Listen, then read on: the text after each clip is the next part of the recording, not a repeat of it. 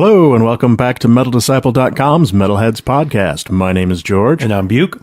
And we are back again. It is now the holiday season. It's early December. We're starting to feel a little festive around here. Yeah, you got your Christmas satanic pentagram Christmas sweater on. That's right, man. It's black. It's got red and green upside down crosses and a Baphomet goat pentagram with a Santa hat on. Snowflakes. Anything on the bottom? No. Upside down crosses. No. Yeah, there's just more crosses and snowflakes on the back. We'll be getting into some more Christmas stuff this episode, but there's a few items of business we need to take care of first. First of all, the program that I'm using it's like a plug-in to host the podcast, unbeknownst to me, had a limit of 20 episodes that it would allow in the feed, which then propagates out to iTunes and the rest of the world. And so when I tried to post the last podcast, it said it was published, but it wouldn't show up in the feed. And I'm like, huh? What's going on? And I went to unpublish it, and I accidentally unpublished the previous episode. And lo and behold, the new one showed up. I quickly surmised that there was a limit of 20 podcasts. I wrote to the developer, and he actually wrote me back and said, well, I'm working on this. There's going to be a fix. But in the meantime, you could do this. Add this to the end of your feed, the feed URL, and that'll take care of the problem. Problem is, for me to do that, I basically have to rebuild the feed, which I will not bore you with the technical details of that, but it's a lot of work, and, I'd have to resubmit to iTunes, and I'd have to recreate the feed, and it's just a big pain in the ass. So I'm sort of playing a game of chicken with the developer of what's going to happen first. We run out of room, or he fixes and rolls out a fix. I had to... This is technically episode 19, but because of the 2 retrospective episodes and the Barbecue special episode, we're technically at like 22. Mm-hmm. So I dropped the 2 retrospective episodes. I know you're going to be crushed. They've been unpublished. They haven't gone anywhere. They're just not published.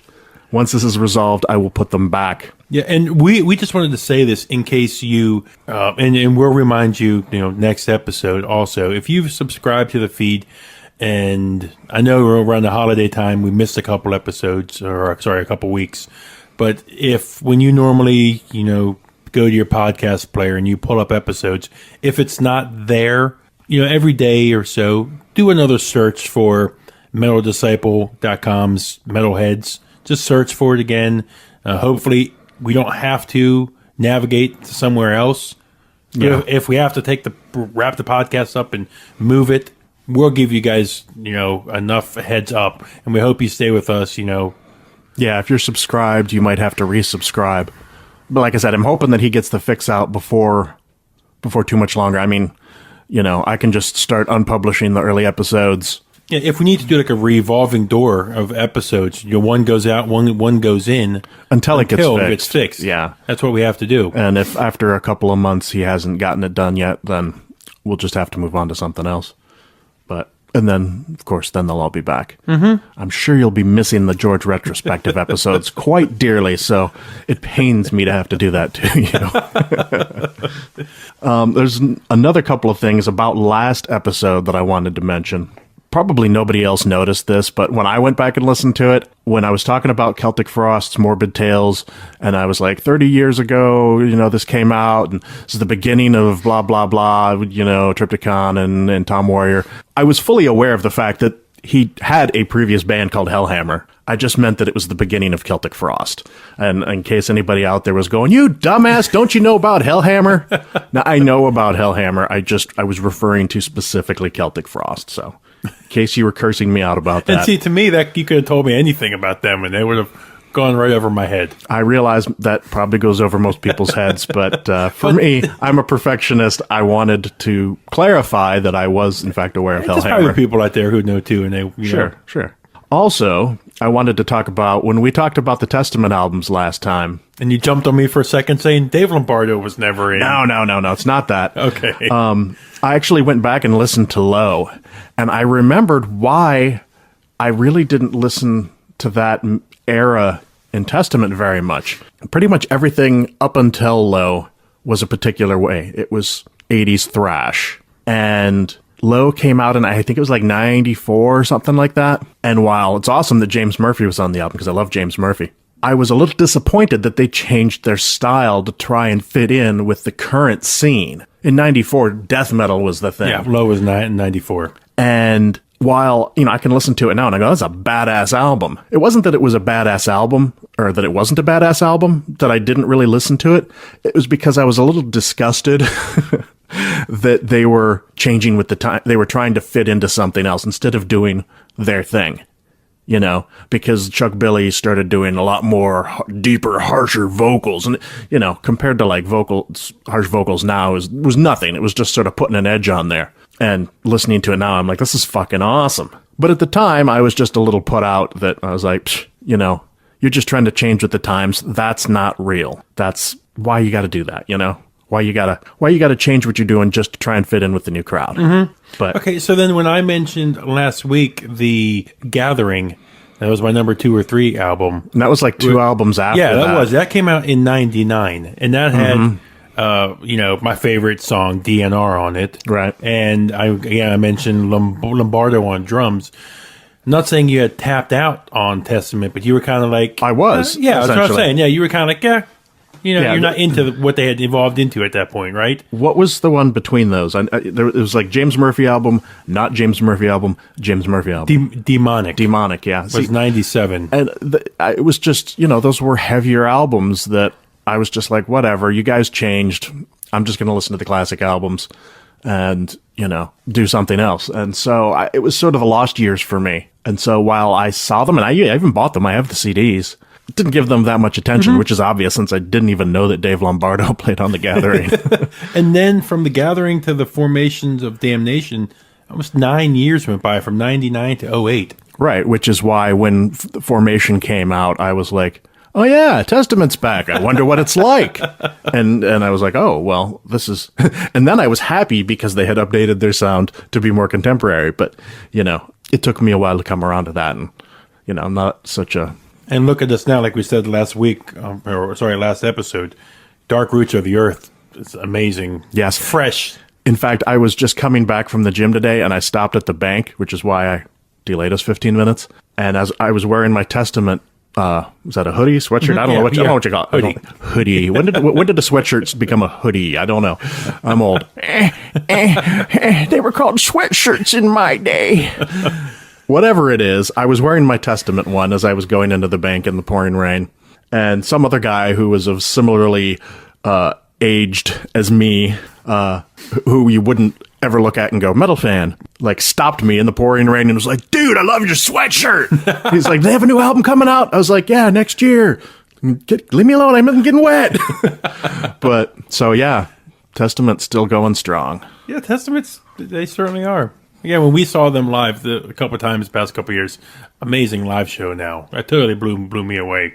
How much energy they have up on stage and how much fun they seem to be having up on stage, too. That's great. I mean, I'm so happy that Alex Skolnick is back in the band.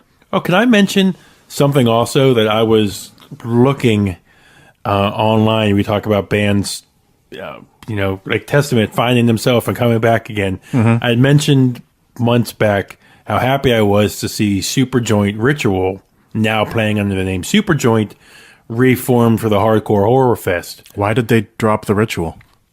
I don't know. Was it like a licensing, rights kind of thing? I mean, is somebody not in the band that owns the name? I don't. There was some problems between Phil and the drummer for a while. I don't know if it was rights and stuff like that. But now is the time of year when festivals for next year are starting to be shored up, and artists are being named for big open air fests. Superjoint's playing open air festivals next year in Europe. Yes, so there's a chance. There's hope. There's hope for my Superjoint Ritual yet that they will come back and come back around. Somebody needs to tap Phil on the shoulder and be like, hey, remember all those down EPs you were going to put out? You're supposed to put out 4 of them, I believe it was. You've put out 2 of them in the last 3 years. Thought this was going to be like boom, boom, boom, boom, sort of we're not going to put out an album. We're just going to put out an EP every couple of months, not every couple of years. What's up with that? I've said it too. If we do the first Convincing George segment, they're the band that I'm starting with first. It's fair enough. You'll probably get a good result out of that. Boy, I love those guys. I would hope that this again would turn into a U.S. tour. We get more Superjoint. Never can tell. All right, so back into this whole Christmas thing. Christmas is just around the corner. I haven't started shopping yet. I am not being a good consumer. I'm being pestered by my family to come up with ideas for things that I want. And I'm like, I don't know. I don't have time. Leave me alone. But I was thinking the other day, heavy metal and Christmas. You know, not everybody that listens to heavy metal is a heathen or a pagan or a devil worshiper or what have you. I understand that. But at the same time, wouldn't it be a little odd for a hardcore true cult black metal fan to be into Christmas? You would think. Be like, yeah, black metal man, down with Christianity, but Merry Christmas. Yeah, but Merry Christmas. Let's hang the stockings and let's put up the nativity scene. Yeah, so I'm like, well, maybe they don't do that. Maybe they go like old school and they're like, yeah, man, this is Yule. It's like pagan and stuff, you know. So Merry Yule, you. Yeah, but you wonder with how many of these guys, the black metal true, how many of them actually practice that outside some do. of them? Of course, some do. Yeah, John from Dissection, he believed that pretty firmly as he shot himself. Yeah, I know he did. But you wonder how many of them actually believe it, and Yeah, I like it all, and I'm not, I am not a religious person. I do Christmas solely as a consumer holiday. I don't have any deeper meaning behind it than that, but I'm not going to go and be like, nah, man, it's Yule. It's Christmas, whatever. It's a holiday for everybody. It doesn't matter if it's religious or not. And even if you don't believe in it, I have no problem admitting I'm Catholic. I was raised it my whole life. Sometimes the meaning escapes me, and it turns into a consumer thing. Sure. But I have no problem with people wanting to celebrate another holiday of giving and spending time with family. Sure. I mean, Slayer, one of the biggest, most evil bands out there, Tom Araya.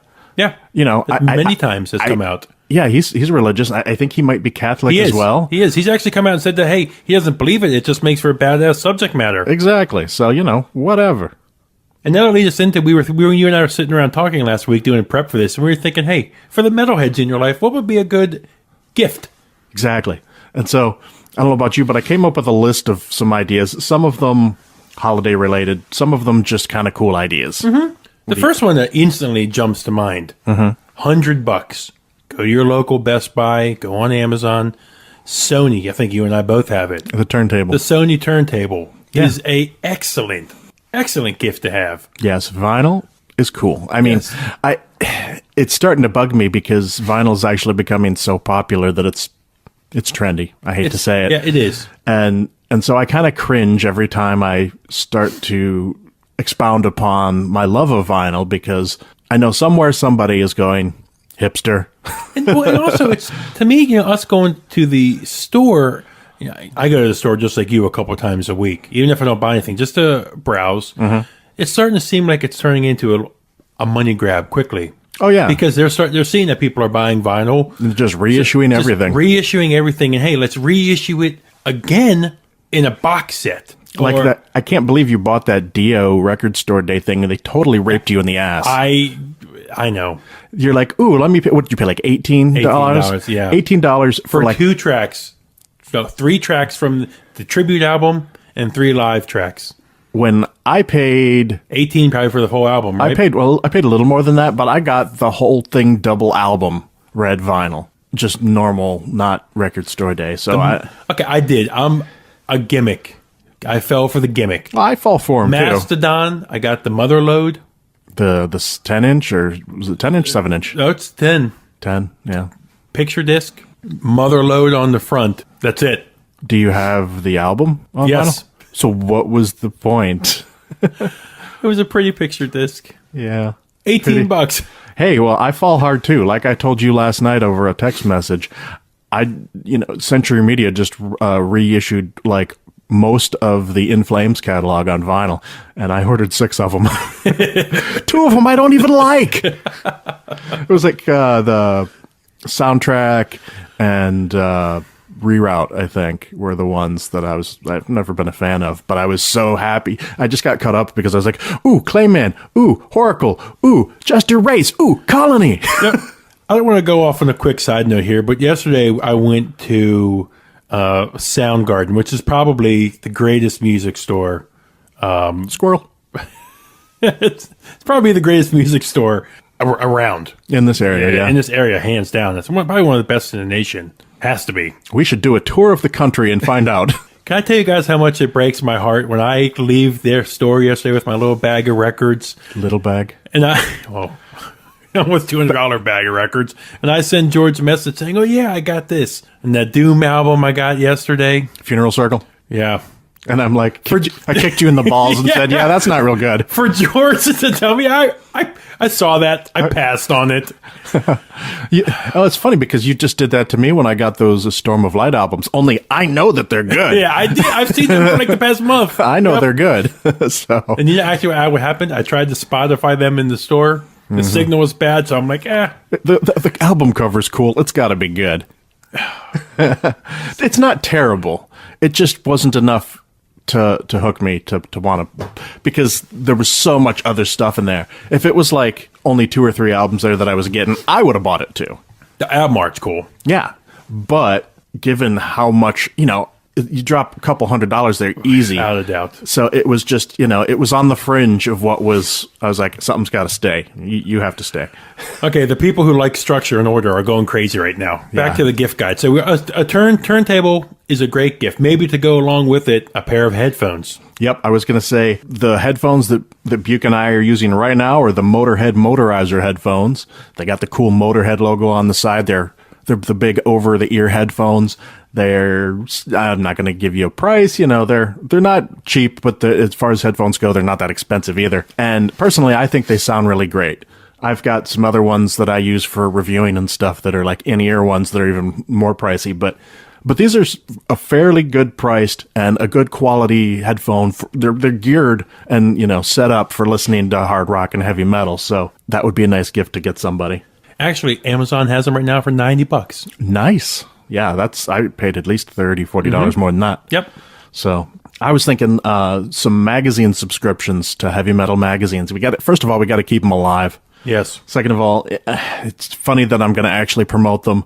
The two that I like the most, Metal Hammer and Terrorizer. I know I was busting on Metal Hammer earlier in the year, but that's on a business level. On a content level, I like what Metal Hammer does. The two British magazines, they are just badass. You could also go with Decibel and Revolver. To a point, they're okay, but they're kind of lame too in some aspects. But, a magazine, keeping abreast of the metal situation. I pour over all 4 of these magazines every month. That's how I find out about new bands. I'm like, I read the articles, I look at the reviews, and I pour over the advertisements, because there's just tons of ads in there for, little labels and stuff. And I'm like, oh, who's this band? Okay, check them out, listen to them. That's my obsessive compulsive disorder, is trying to find new bands, and that's how I do it. So another thing I saw that was interesting that I'm half tempted to get but can't quite justify is the King Diamond Garden Gnome. Have you seen that? Yeah, he's awesome. That's a little badass dude, man. I'm sure if you Google that, you can find it. It's pretty cool. I was also thinking, I know, money situations vary, person to person. If you have, $20, even $9 you can spare a month, you want to give it for, a husband, wife, boyfriend, girlfriend, even for a friend. If you don't have the money to go out and buy vinyl records every month, a Spotify subscription makes an excellent gift, because you and I countless times have on the fly when we're out and about. Even now, you mention a band, 8 times out of 10, it's on there. Yeah. They're pretty good with metal. I got to give them that. Yeah, so it beats going out and trying to illegally download it. Just stream it. It helps the artist get some revenue from it. Barely. Yeah, barely, but still. Yeah, it's better than not doing anything. You could take the music on the fly with you. So I thought that was a pretty good gift. Yeah. Another one I've got is a book that I read this year that I thought was pretty cool. It's called Black Metal: Evolution of the Cult. It was a really thorough, really in-depth book on black metal. If you're into black metal, it's a really good read. Another kind of silly item that I came across was Metallica Monopoly. I'm like, what exactly is that? Is that like, Hetfield Boulevard and, Hammett Street and... Would the Black Album be Boardwalk? I don't know. I couldn't really see the board to see what was on it, but apparently there's an AC/DC version as well. And even, I don't read as much as you, but one of the books that got me actually up to speed on a lot of history is that book, A Sound of the Beast. Yeah. I can't remember who wrote that. Is that Ian Christie, isn't it? Yes. Yeah. Excellent book on history from the early days, Sabbath, Blue Cheer, type of stuff, all the way up to where we're at when the book was written a couple years back. Yep. I've got that one too. Yeah, great book. This was a great summer year actually for documentaries. Yeah. The Lemmy documentary. Yep. I'm sorry. No, I didn't. I was going to put it on my list, but I forgot to. But that was one that was a good one too. Get the Lemmy documentary. You may shy away from it. The Alice Cooper documentary was released. Yeah. Anything Sam Dunn is good. There's the Evolution? Yeah. Is that what it's called? Or Metal Evolution, something like that. Yeah, something like that. It's like a series, and that was really good. Didn't come out this year, but you can also get the Flight 666, the Iron Maiden documentary. And then, of course, there's the Lamb of God one that just came out, As the Palaces Burn. Don't need to watch that. I haven't watched it yet. You and I need to have... You should try and hold out. You and I have a viewing party. Exactly. And we come out here and share our thoughts. Which are actually, I'll tease it. If you want to watch a documentary, we're going to have an interview with Cam Pipes on the show later. Mm-hmm. If you want to go online, we can include the notes in the podcast notes.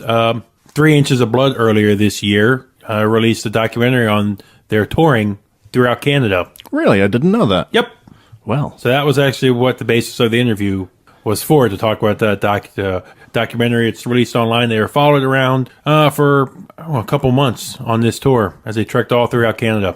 As you may have guessed by my ignorance of the documentary, I was not a part of this interview. Buke ventured out on his own and got this one. So I haven't actually heard it yet either. So we'll see what happens. What else you got? It's the Christmas spirit, and who doesn't want some spirits? Obviously, most people by now have probably heard of the Iron Maiden Trooper beer, which I was going to mention this in the news, but did you see that they're going to be releasing them in the U.S. in tall boys? Yes.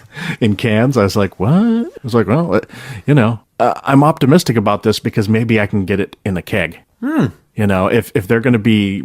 They said bottling it more here, maybe it's possible to get it on tap, because I would love to have that on tap. It's not the best beer out there, but it's Iron Maiden beer, and it's pretty good beer, I think. It's not the best, but it's certainly no, Pabst Blue Ribbon bullshit. But if you're not a fan of the Iron Maiden beer, did you know that the Pig Destroyer has a Pig Destroyer permanent funeral beer? I did not. I did not know that until last night either. And being that they're a local band, it's got to be available around here somewhere. Maybe Will can find it for us. Yeah, somebody's got to find this. If you know where we can get Pig Destroyer's permanent funeral beer, please drop us a line. For you wine drinkers, Dave Mustaine has a wine. He's had a wine for like 30 years. Yep. So just saying, hey, maybe if for those of you with a little more classy palates. Well, I think Motorhead has a wine too, but they also have a vodka and something else. But, it's impossible to find. If you know where I can find that, I'd love to get a hold of that too. Perhaps you're more of a foodie than a drinky. The Sword have their own brand of hot sauce called Tears of Fire. I'd like to try that out as well. That sounds kind of good. I like spicy things. I like hot sauces. You picked up the Guar barbecue sauce? Yes, which I have not cracked yet. I better look at that and see how long it's good for.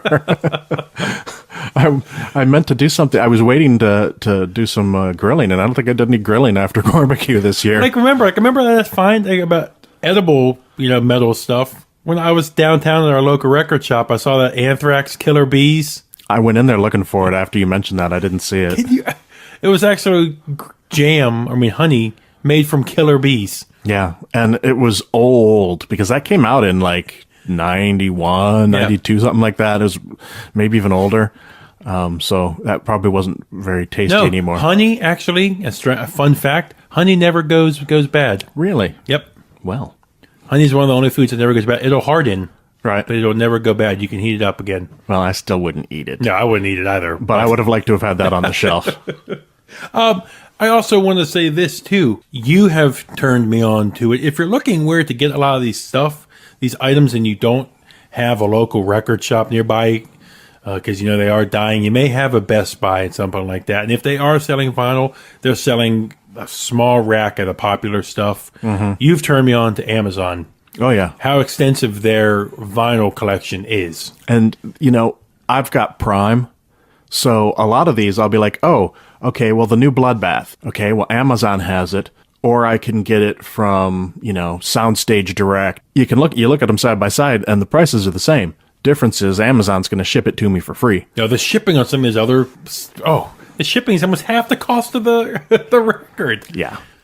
And so I've been sort of going towards Amazon for a lot of my pre-orders and things like that. Unfortunately, they're not real prompt. The Bloodbath came out last week. Bloodbath, and there was a line of Deathless Kings, My Dying Bride, that also was released last week on vinyl. They haven't even shipped yet.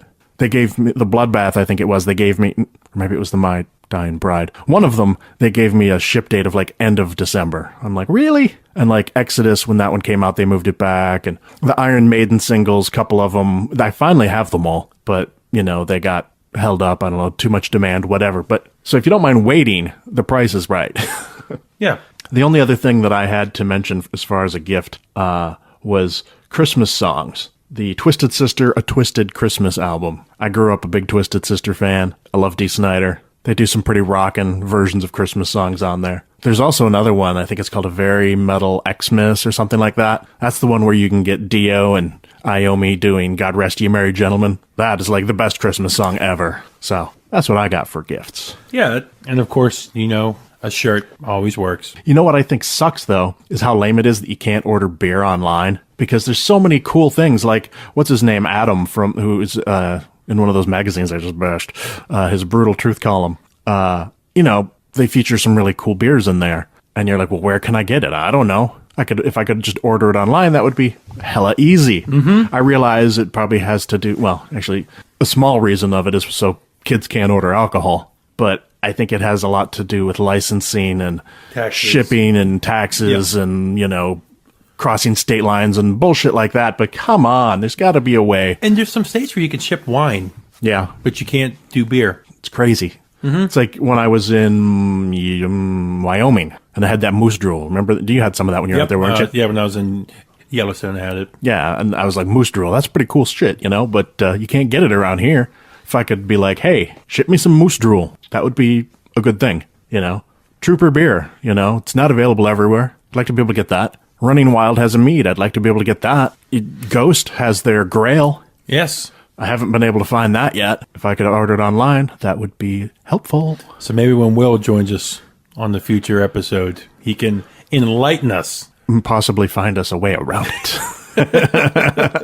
Be like, how do you get beer? How do we skirt the system? Exactly. So also keeping in the holiday spirit, too, we...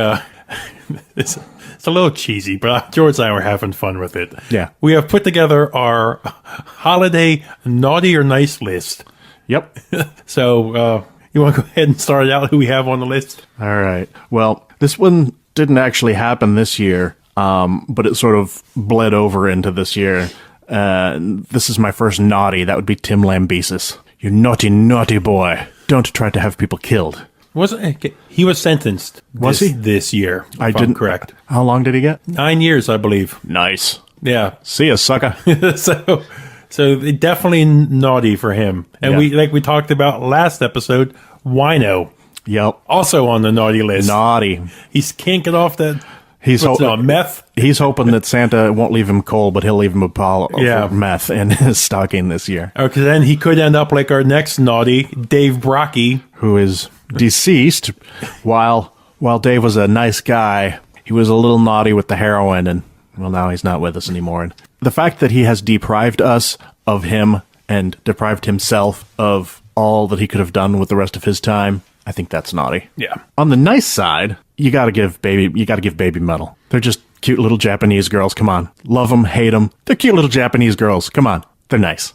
When I saw that Metal Sucks poll this past week, that was what the readers picked as the album of the year, I let out a scream. Oh, I'm not behind that. No. the music's okay for what it is, but They would never be in my ears. You can't take that as a serious thing. I mean, come on. But yes, they are nice, fun little girls doing metal. Yeah, it's cool. And while he's not bringing you any presents for Christmas, King Diamond gave us a present by coming back and going out on tour this year. And so I'm putting him in the nice list. And he may not like that, but he's on my nice list. Also on my naughty list, Phil Rudd from AC/DC. He didn't actually try to Lambesis, but I read, I think it was yesterday, that the only thing he did was make a threat over the phone saying he was going to have somebody killed. Like, really? You can arrest people for that? That's fucked up. So, he's naughty in that he got in trouble anyway. On my nice list, and actually, this was before speaking to him, and even after talking to him more, Brian Slagle. All right. For the fact that he continues to wave the flag of heavy metal. And take time to talk to nobodies like us. Yes. But, he continues in his label, Metal Blade, to put out excellent releases, championing in new bands. So he's definitely nice. All right. Well, you know who my final nice on the list is? Tom Araya, or as I like to call him, Santa Claus. Have you seen the latest picture of him? He's got a big bushy gray beard. I'm like, dude looks like Santa Claus. He does. He's the metal Santa Claus. He's bringing metal to all the little good and bad boys and girls. That's the metal Santa Claus. That's awesome. That's all I got for that. Nice. All right. You want to get into some news? Yeah. On a downer note, I was just busting on Dave about his wine, but unfortunately, Dave Mustaine's mother-in-law's remains were found roughly half a mile from the campground where she went missing. I assume she died of exposure or probably something, but we're sorry to hear about that. Isn't that tragic when you hear these stories pop up every so often of people with Alzheimer's or dementia, and you always hear how tragically close they're found to where they went missing from. Yeah, they were talking about all the people that were out canvassing the woods. Well, half mile isn't that far away. They obviously didn't canvass that far if they couldn't find her. It's just tragic because you wonder, did somebody walk if they're you would think going from where she was first missing out, make a circle.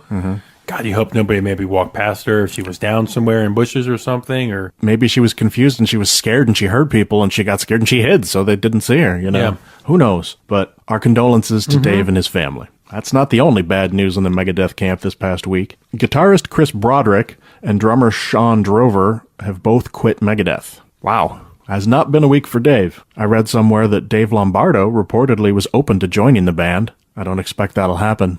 But wouldn't that be something if he did? And wouldn't it be something if I had no idea that happened until like 15 years later? Have you heard online too what the lineup may be that people would like to see? The classic Rust in Peace lineup possibly getting back together? I don't see it happening. That's what the talk on the internet was. Well, that's I would like to see that too, but Marty Friedman has been pretty clear about his not having any need to come back to Megadeth. He's perfectly happy doing what he's doing, playing pop music in Japan. And Nick Menza, I know he's got some other project going on, and as far as I know, he and Dave weren't getting along, so I don't know. But I would love to see it happen. Yes. What if it happens and then the crap that's been released from Megadeth the past couple years is wiped away? They come out and they just hit us hard with something. Stranger things have happened, like Metallica and Megadeth getting along. So obviously anything's possible, but you have to think when two members leave like this at the same time, something serious has to be happening in that band. Could be. I don't know. We will see what happens. So this kind of came out of the blue, but next month in January, Napalm Death are going to be releasing a new album called Apex Predator. I know you're a big fan of Napalm Death, and by big fan, I mean not a big fan. I need to listen to them. I don't even know where to start with them. Yeah. I mean, they've been around for so long, and their sound's kind of evolved from the early days to, the Barney years. Only album I know by them, what's that, Scum? Scum, yeah. Yeah, it's considered a grindcore classic. That early stuff's a little too raw for me, like some of the early Carcass. But some of the later stuff's not too bad. I mean, but you've never really been not a big fan, no. I pick up the odd album every couple of years. I'll get a new one just to see how they're doing. I'll probably pick up this one. Another album coming out. Venom is going to be releasing From the Depths on January 27th. I call it Venom, but it's really just Kronos and some other dudes. I'm not sure what I think about that. Venom really hasn't been Venom for quite some time. I'm a big fan of the early Venom stuff. I've listened to some of the later years stuff, and, it's all right, but it's just, at this point, it's just Kronos, and while at least he's the singer, I think I'm just going to stick to the old stuff. Did you see this thing about Cannibal Corpse in Russia? Yeah. Apparently, the translation of their lyrics has been ruled illegal because of the violent content. So you can listen to Cannibal Corpse in English, apparently, but do not translate it into Russian, or you will be breaking the law. Yeah, not surprised with how they treat bands who are controversial. Or anybody over there, for that matter. We like their hockey players, but... yeah, that's about it. And, vodka. Their government policy on acceptance is kind of... yeah, it's pretty bad.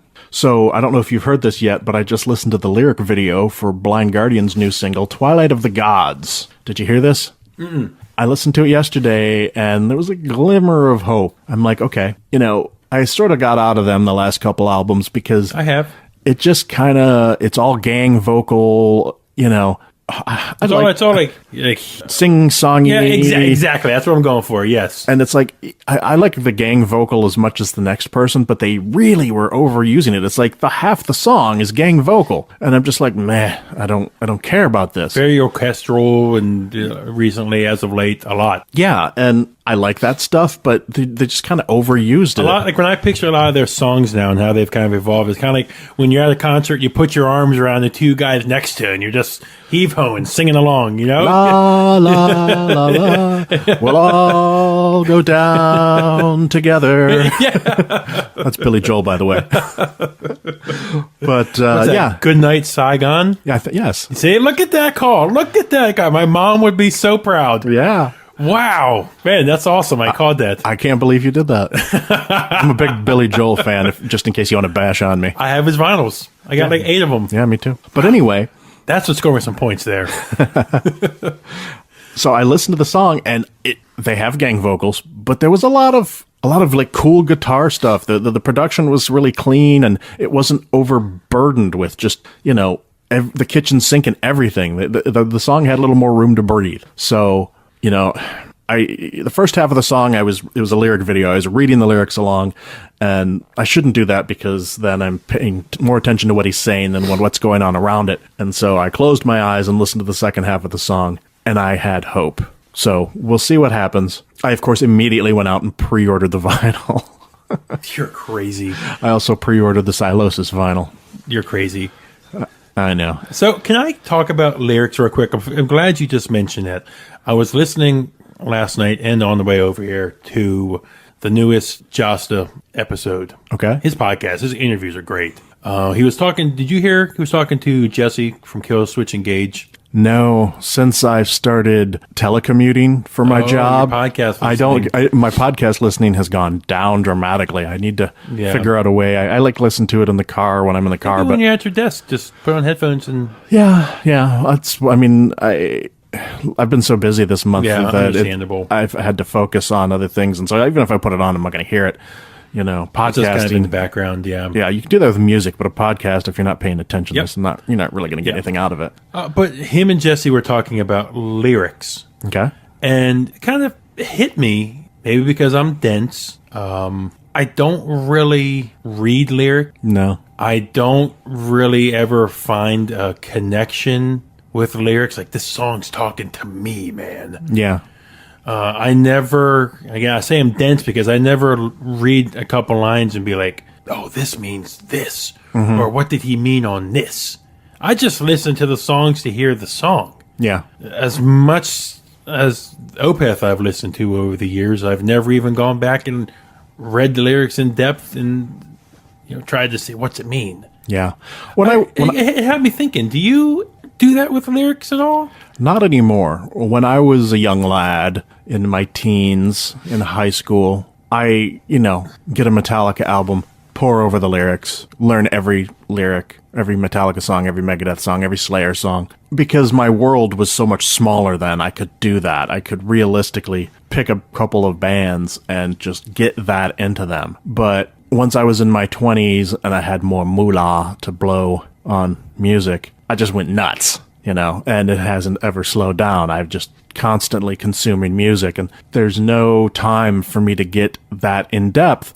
And frankly, a lot of the music I like, I don't really give a shit about the lyrics. I mean, like death metal, black metal, particularly death metal. I mean, unless it's Cannibal Corpse, and I'm curious because they have some truly amusing ways to kill people in their, mummified and barbed wire and something like that. I might read that just to get a laugh out of it or whatever. But if otherwise, I don't really care. But there are the odd band out that, for whatever reason, either their vocals are intelligible enough that I make them out on my own, or something about it makes me go to the lyric sheet that they really connect to me. Mm-hmm.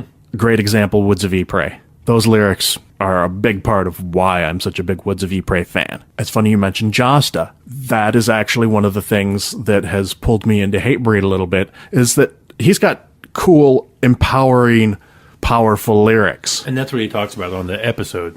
And I'm like, yeah, okay, I'm not a big fan of hardcore because it kind of all just, they scream, they don't enunciate too much. There's not a lot of dynamic range there, and I tend to get bored. But in the case of Hatebreed and Josta, the lyrics are cool enough that I'm like, okay, well, this is a reason to listen to it because I dig what he's saying. I guess I'm hearing the lyrics in the moment. Mm-hmm. Simple example that everybody listening here could understand. If I throw out sentence or blah blah blah, it just could go over many people's heads. Sentence is another great example. Metallica, Disposable Heroes. Right. Okay. The lyrics are right there. The song's talking about soldiers charging in to battle. Yeah. The lyrics are cool. I'm hearing them right there in that moment. I could you could picture the visual. Yeah. Going along with the song. But as soon as that next track goes on, I'm not still saying, oh man, that was deep. Right. Well, like one of the greatest heavy metal songs of all time, as far as I'm concerned, Angel of Death by Slayer. The lyrics do have meaning. I mean, about the Dr. Mengele and Auschwitz and things like that. Those are deep and meaningful lyrics. But at the same time, if you're not a fan of history or you just don't give a crap, you can get into Angel of Death and rock your ass off without giving a crap about what the song's about. And that's kind of tragic in a way, but it's not essential to get into the music. Yeah, so listening to this episode, it made me think maybe, we can do this more with vinyl, is that if, we're sitting there with our nice speakers or headphones, you can sit there, open the vinyl, and really, just like the old days, sit there and just read along again. So maybe I need to start going back and doing that more. I just wanted to get your take on the lyrics. Yeah, because I find that the songs and the albums that I make that connection to are the ones that stand out to me more and mean more to me in the long run. Mm-hmm. So, yeah, obviously, do what you will, but... Because it was weird, because I heard this interview, and I thought, hey, when I listen to music, I'm just listening to the music. Mm-hmm. The lyrics are just, to me, part of the music. I've never...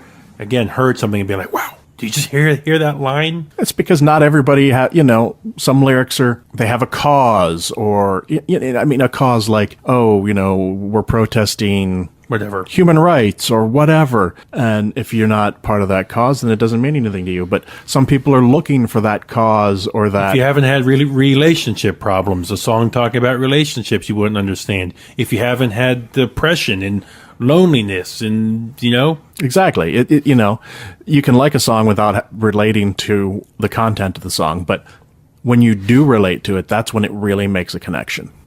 Cool. Right on. And to finish up the news here, we had spent a lot of episodes in our short run here, 19 episodes in, about talking about Opeth and my love for them. And they released their newest album this year, a couple months back, Pale Communion. I've had mixed things about it, where it'll end up on my list. If it ends up on my metal albums of the year list, I will take some serious thought. But there was talk, like there always is talk with Opeth in recent years, as if they're done with the heavy stuff. And I just wanted to make note that here George and I are recording this on a Saturday that earlier this week, the 4th, Opeth kicked off their tour with In Flames here in the States, and they only played 2 songs off of the new album. Really? Yep. And the rest was off of the rest Heritage. I'm not going to spoil it for anybody. If you're curious, come back in 20 seconds. But they played Drapery Falls, The More off of Still Life, Window Pane off of Damnation, The Lotus Eater off of Window Pane, and Deliverance. Lotus Eater off of which? Watershed. Thank you. Even I know that one. Come on. I'm sorry. So, 3 softer songs, and the rest true Opeth. But did they sing them with a growl? They have videos of... No, the videos that... And I take this story from Skulls and Bones. They have videos of them playing these songs at various times over the years. I would assume you can't play Deliverance, one of their heaviest songs, and not. Yeah, that would... Even Mike would not have the balls to go and be like, all right, we're going to retool these all to have clean vocals now. That would seriously... I'd have to take a look at the band if they were to ever do that. I'd be curious to hear it, just like once, just to be like, hey, what's this sound like with clean vocals? But, yeah, I don't... He's got to be doing it with the harsh vocals. Has to. So, if you were wondering, they're playing the old stuff. They're on tour now with In Flames and Red Fang. They're not coming here because I would be there. But yeah, I can't believe they're not coming here. I don't understand it. Weird. All right, well, we've actually been going quite a while now, and we still have to get into the new releases. So let's check that out. There's not much. I was really scraping the barrel here because this is that time of year when music releases just kind of slow down until January. Last episode, what I was listening to was Eye of Solitude and their Dear Insanity EP. Mm-hmm. One long 50-minute song. That came out this past week. There's another band, Mors Principium Est, Dawn of the Fifth Era. Kind of death metal, melodic death metal sort of stuff. I've heard them before. I haven't actually listened to this one yet, but I've heard them before in the past, and it was pretty good. There's a Samael reissue of Solar Soul. Not one of my favorite albums from the band, but there you have it. And then this next band, they're called Triosphere, and they're releasing their new album, The Heart of the Matter. Not a huge fan of the band, but I bought their last album when I was in Norway. They're from Trondheim, and I don't think I was actually in Trondheim. I think I was in Tromsø at the time when I bought it. But, it was a Norwegian band that I bought in Norway, so that has a little special place in my heart. And so I thought I would mention that they have a new album out. Finally, there's 2 Voivod re-releases. Infini and Kators are both being reissued this week as well. And nothing really excites me this week. Just like I've told before, I'm a big video game guy. Video game releases for the year are pretty much done right now. Maybe the occasional indie release or something comes out. Yeah. But this, holiday season, probably to about, February? No, so. January's got some good stuff. Wow. Blind Guardian's coming out in January, and Silosis is coming out in January, and Napalm Death is coming out in January. So January picks up again. Can I mention a new release? Actually, was it last week? The new EP from Early Man? Yes. Did you hear that thing? Yes. Oh, man, Mike. Oh, that is amazing. We should probably get the frickin' title of it. Yeah, that new Early Man EP is called You Fancy Me Mad, and there's 3 new songs on there. When Mike was on here, he was talking about how he's just going to start, releasing EPs constantly and be just incredibly prolific. Hopefully he doesn't oversaturate, because that is something that you have to be concerned about. It's not something most bands have to be concerned about these days because nobody releases shit anymore. It's 3 years between albums. But I'm always on board for more Early Man, so check that out. He just put out the Halloween EP on Halloween, and now here we are, a little over a month later. Boom, another EP. So check that out. You can get that on Bandcamp. It's $5 for a download. Yeah, it's really, really good. So we're going to get into an interview now. I had the pleasure... It was not spur of the moment, but unfortunately George wasn't able to join me because of my doing and because Cam lives in Vancouver, so there's a 3-hour time span where he's behind us. He works. So a weeknight at 1 o'clock interview with Cam. For those of you, again, who don't know, I'll say it again. He's the lead singer of 3 Inches of Blood, a almost return to classic new wave of British heavy metal type of sound that 3 Inches of Blood has. His falsetto vocals are definitely at the forefront of the band. The various, lyrical topics from fantasy to hockey. Yeah. To fantasy hockey. To, this song about Storming Juno Beach in World War II. Yeah.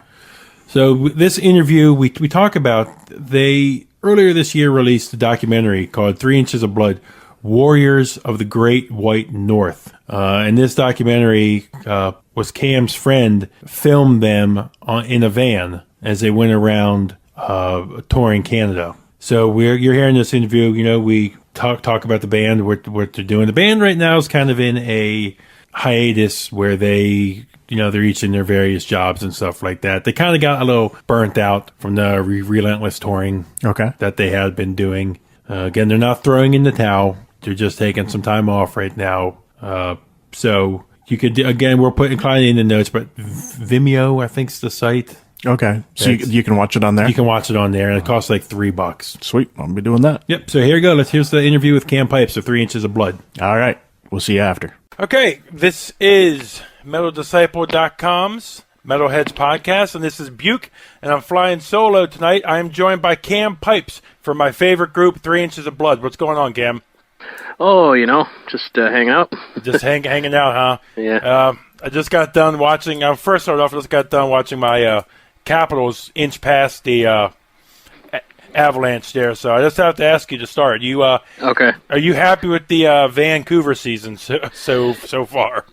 Yeah, I've got the game on pause right now against Anaheim because they're going to overtime. So I'm just waiting on that.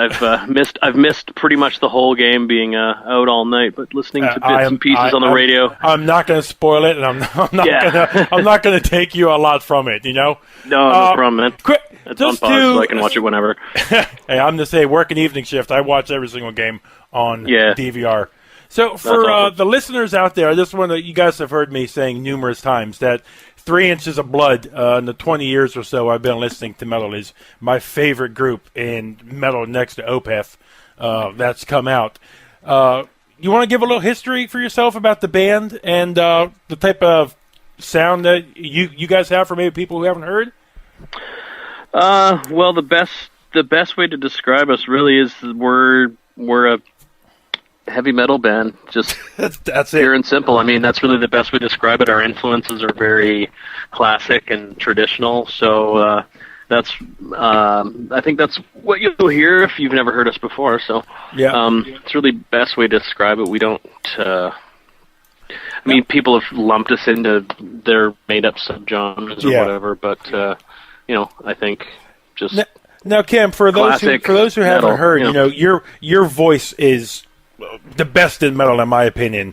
High pitched, one that you associate with like Rob Halford or King Diamond. Has that something that throughout the years you've had to try and carve out your own name, or people just say, "Oh, you're just trying to be the next King"? No, no one's ever accused me of trying to be like somebody. I just get a lot of people saying, "Oh, you remind me of this guy," or are you influenced by this guy because you sound a lot like him? Yeah. And so no one's ever tried to like call me out and call me some kind of imitator, which is awesome. But and it's equally awesome that definitely compared to guys like Rob Halford or King Diamond and guys like that, guys who I love. Was that something when you first started singing you just naturally went with? I guess I didn't try and emulate anybody. That's just kind of how it came out. I just developed it on my own. When I first joined the band, I was really not very well trained. I mean, I've never had training, but I guess I've never really sung in a band like this before. It was just something I could kind of do. Just kind of driving in my car, singing along to aforementioned bands, King Diamond being like a big one, actually. Just hitting those screams on songs off Abigail were kind of like my favorites. So, it's something that in the early days of the band I just kind of developed and worked on myself and found my own voice, as it were. And I think over the albums, especially compared to our first record, Battle Cry, to Advance and Vanquish, I think there's a very huge jump in the way my vocals sound. I can hear it, yes. And I think that just came with time and playing more shows and collectively just getting better at writing songs. So knowing what I had on my hands and knowing what to do with it were things I had to learn. Yep. Now, when you joined, when you guys formed, when you started putting out Battle Cry Under a Winter Sun, were you one of the first members with the group and the guys then? No. I came into it. They hadn't really been active for that long, but they were all guys I knew. Mm-hmm. We were all living in the same city at the time, and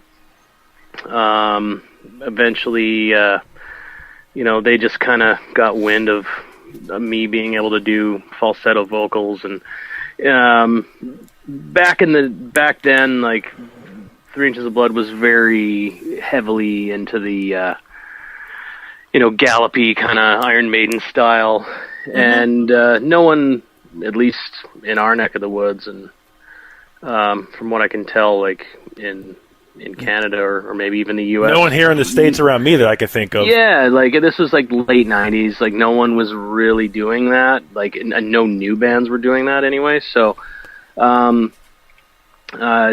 Hooper was the only vocalist. He was a hardcore screamer kind of guy. Like he can do falsettos. Like you can hear it in some of the like really like way older stuff. But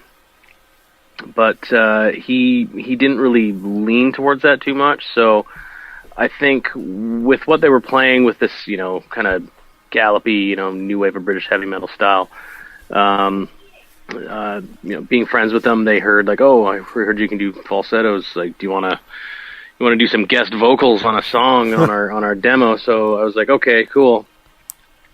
And after they heard it, they were like, oh, that's great. Do you want to do it on the whole demo? So I was like, all right. Do you want to give me some direction on what you want me to put in there? And they're like, oh, just do whatever you want, pretty much. So I sort of consulted Jamie. I'm like, okay, what are the lyrics of the song? And more or less, I just almost doubled what he was already doing, but just with what I was doing. And it was fun, just laying that down. I thought the idea of being in the band would be really cool, but I didn't want to like step on anyone's toes. I'm like, well, they've already got a singer. They probably don't want 2 singers. And then eventually one day they're like, hey, do you want to join the band as a second vocalist? I was like, yeah, totally.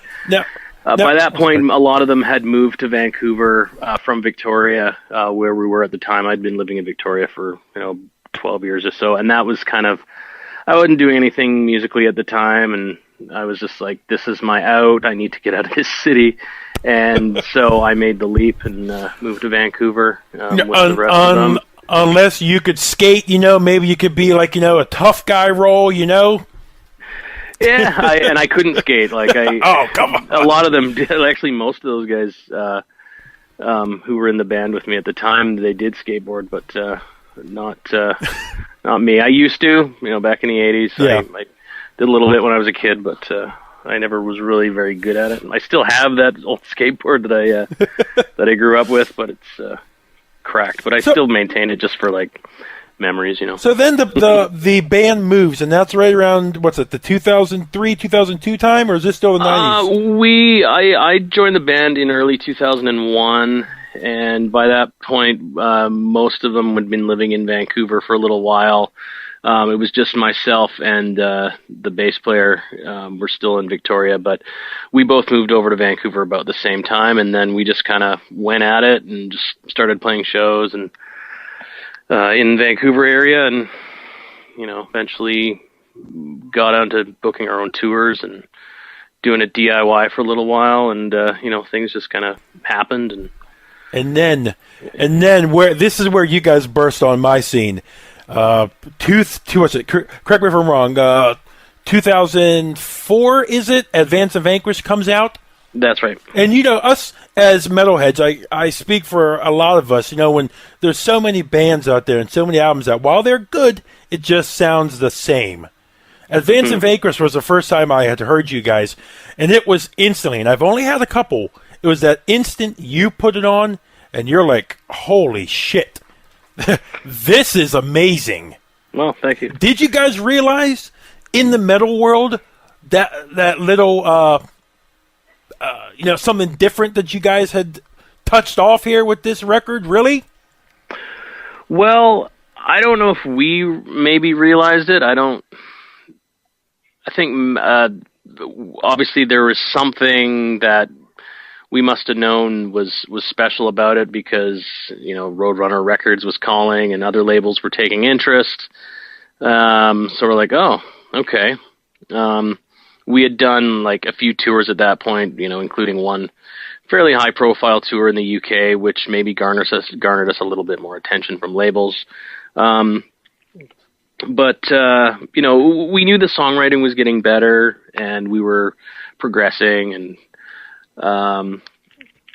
I think things just kind of happened within the span of a couple of years from, all right, we're doing some tours, and we never really thought we would go very far with it. We certainly didn't rule out the possibility, and we certainly were into taking opportunities. And but all of a sudden, we're signed to Roadrunner Records, and we're recording an album with a really well-known producer in Neil Kernan, who his resume speaks for himself. And we were like, this was all like really new to us, and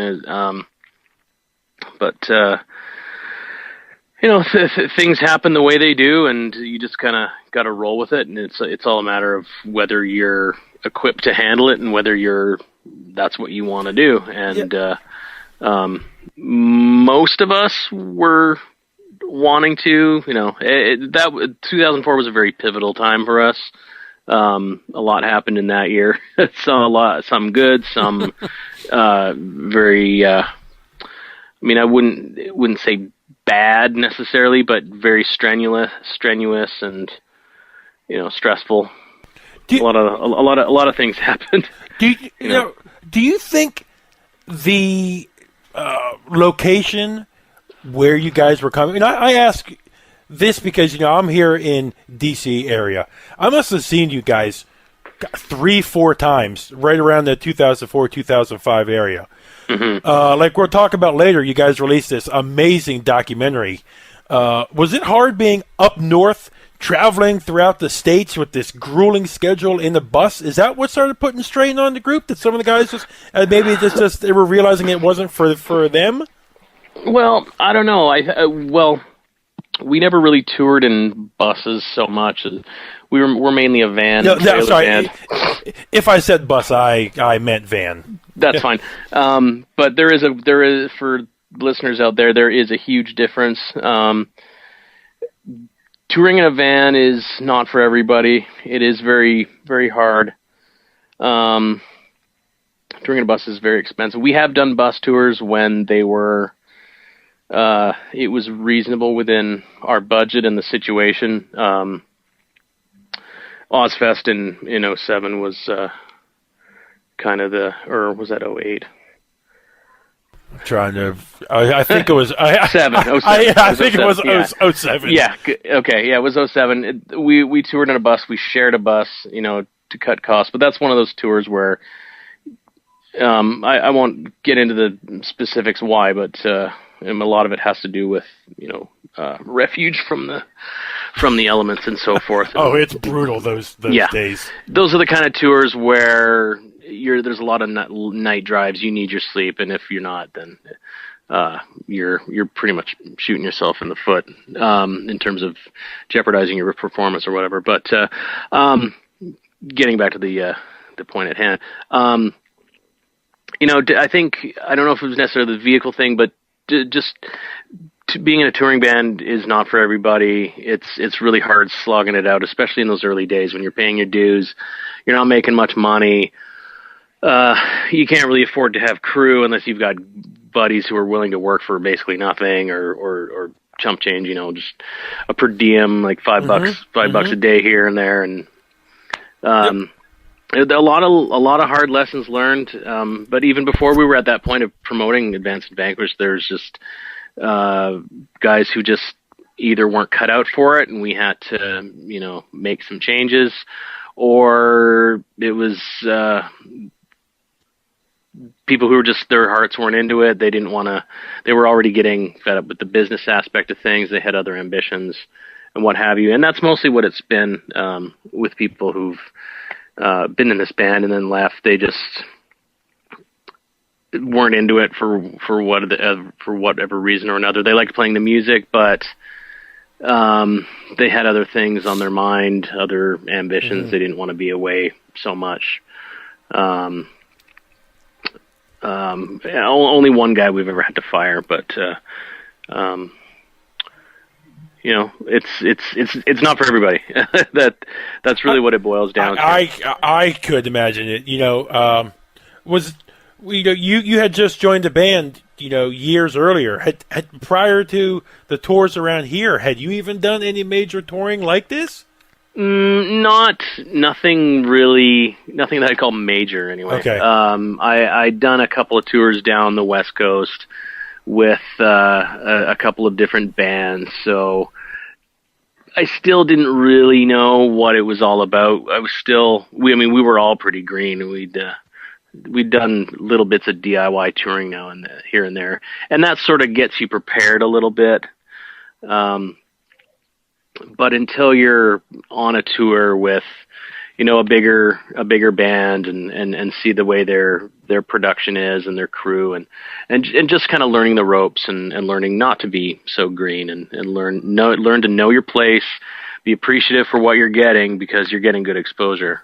Yeah, and in fact, the first time I met you, it always stays with me. It was at Jack's in Springfield, VA. It's now a different name, but I walked in and you were selling your shirts, and if I talked to you for 30 minutes, you were more than willing to talk to me. Why not? You're gonna have to be there anyway, right? Regardless of whether I'm at the merch table or what, like we're usually hanging out. What are we gonna do? Just sit in our van or this dressing room, or even if there is a dressing room, sometimes there just isn't. But we're out and about. We're there to hang out and meet people and interact and on and off stage. So when you're not at the show, when you're not at the venue, and you're not on stage, can be really boring. A lot of touring is just driving. So to have that interaction with people is that's part of why we do it, because you're there to see us play and we're there to entertain you. So yeah, we want to talk to you and hear what you had thought about the show and what your favorite songs are, and kind of like say, oh, sorry, when you say like, oh, why didn't you play this song? I love that song, and be like, oh, maybe next time. Yeah, I've still never seen you guys play Revenge is a Vulture. Yeah, and we've done that on lots of tours. Probably, I don't know when the last time you saw us was, but we've played it fairly recently, I guess. Maybe not the last tour we did. Maybe the one before it. And and that's another thing we like to keep in mind is we may do a set list that is the same for a whole tour, but then we're usually pretty mindful of songs we haven't played on it since the tour before. So we'll throw in some songs and then we'll put some on the shelf, and there's ones we always keep in there. And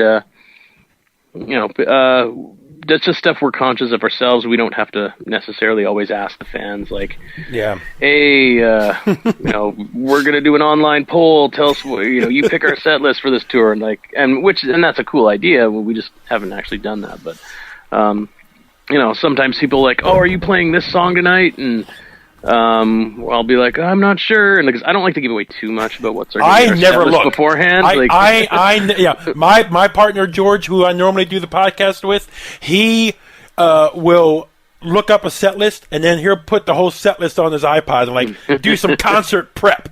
Yeah, right. I said, no, George, you want to know, when we saw King Diamond a couple weeks ago, I said, George, I was so hyped to see Abigail. I was excited. I was looking forward to it. He didn't even fucking play it.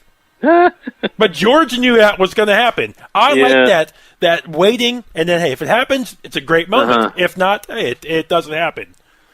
Well, one of the benefits we have sometimes of being a band at our level is when we're doing a tour. If we're not doing a headliner, sometimes we will get those days off from the main tour where we are doing our own headlining shows. So we'll prepare headlining sets. We'll prepare 30-minute sets, or like we'll know in advance usually of how long our set's going to be for a whole tour. And some nights it'll change. Sometimes you'll get an extra 5 minutes. So be like, okay, we'll throw this song in. So there's always songs that we're kind of rotating usually as well.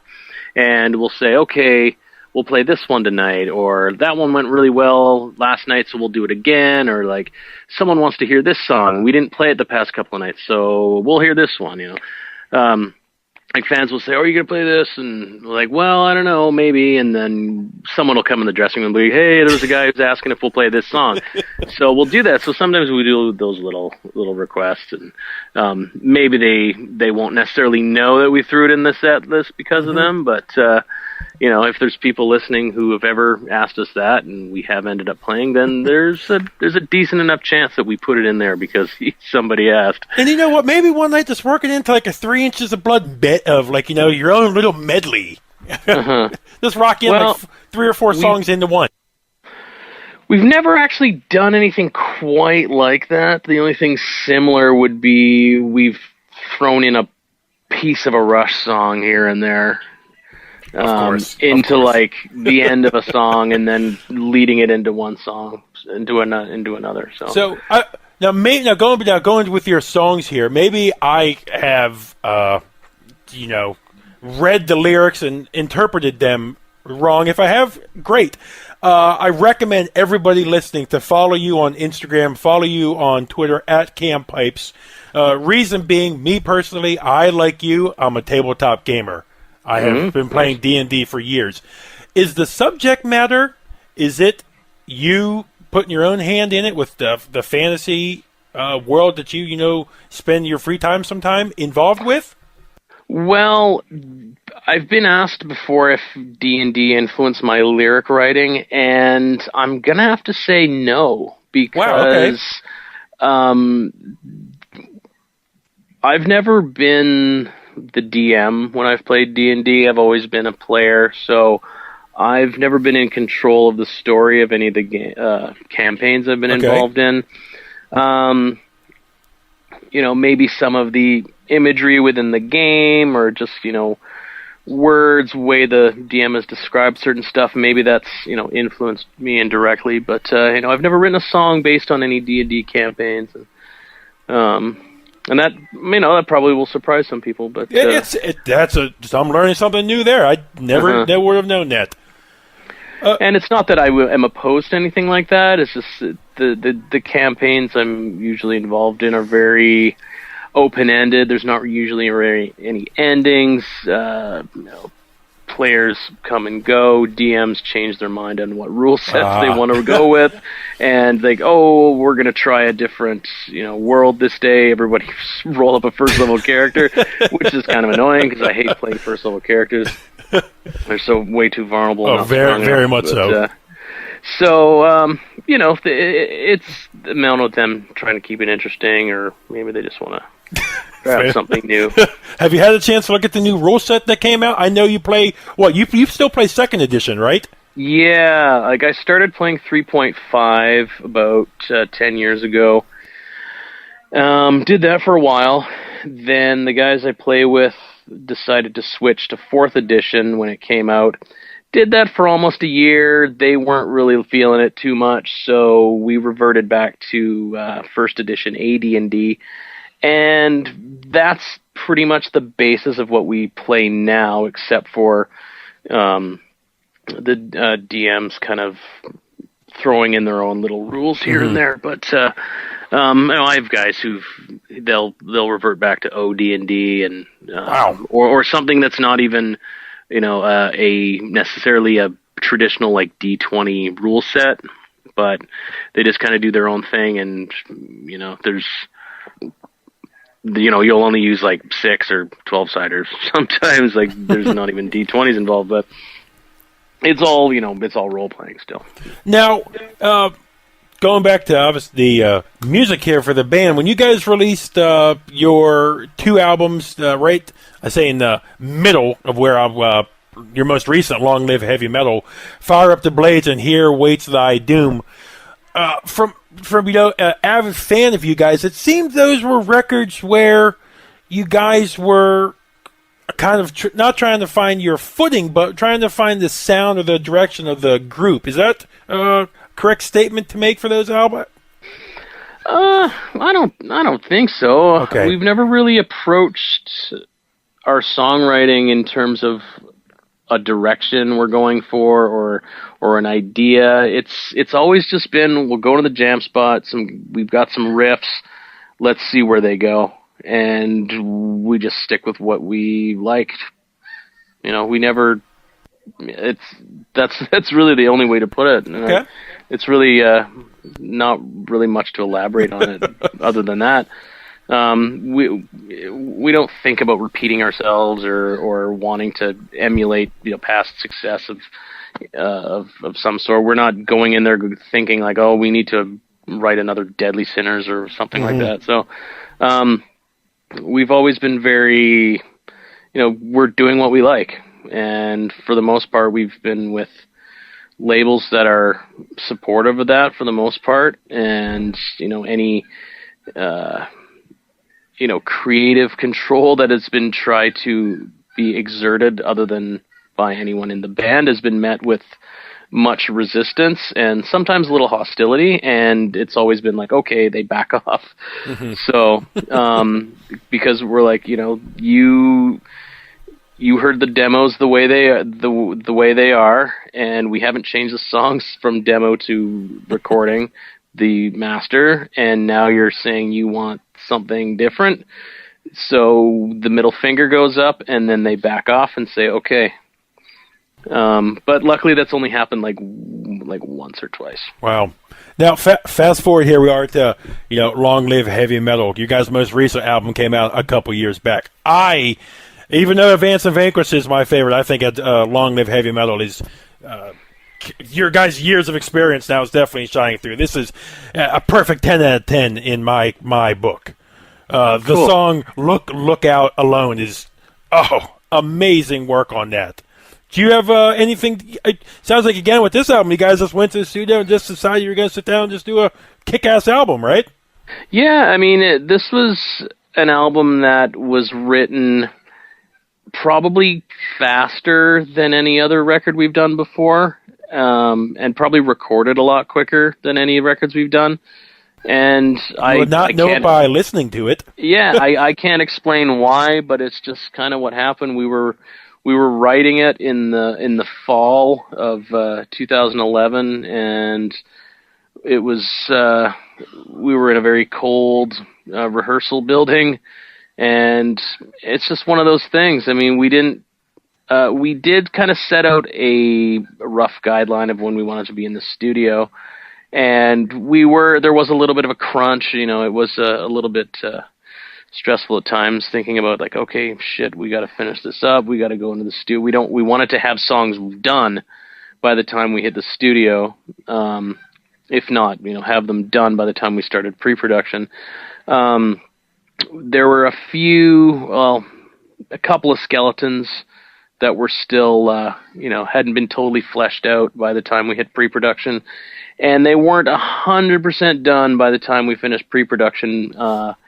There were lyrics that I was still writing while the guys were laying down the bed tracks for the, with the drums and all that stuff. So there were a couple of songs that I had, by the time I was ready to go, all the lyrics were done. I just hadn't necessarily arranged a couple of songs, how they, I hadn't really arranged them with the music quite yet. The Lookout was one of them, actually, and those were songs that I just kind of like, okay, this is what I think I'm going to do, and I've just kind of went for it. Let's go for it. And with a little bit of trial and error and figuring out, okay, that kind of vocal pattern and that melody doesn't really quite work. And Justin actually was pretty instrumental in helping with the way some of the vocals were arranged on that one, and Men of Fortune being the other one. That was like the last song that we wrote before going into the studio, which was probably the way it turned out was probably the big surprise of all. But those last two, like,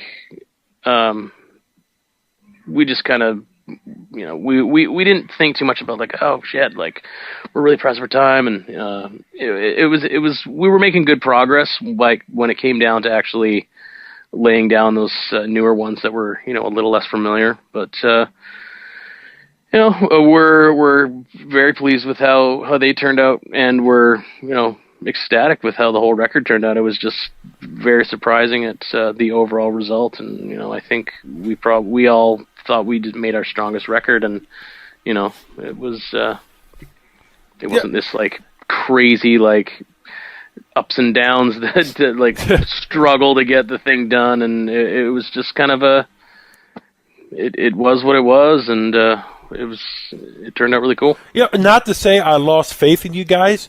I along with a bunch of fans I talked to, right around the time Jamie left and stuff, we were like, God, this 3 Inches of Blood, what will they change into? Will they change? Will they still even be around? Was that talked about when Jamie left, if you guys still go on? More so in the aspect of, like, how are the fans going to react, and from the time Fire Up the Blades came out, Jamie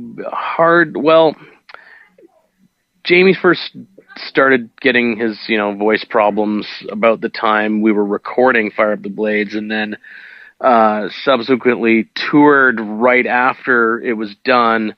But from when it was done to when it was released, there was about a 6-month gap. So we toured for about 3 months straight right after we recorded, just because we had these good opportunities come up, and then it was in that time that we got offered Ozfest, and then these issues started coming up with Jamie's having trouble with his voice, and saying I don't think I should tour for a little while, should like recoup. So Justin, like a champ, just said, fuck, I'll do it.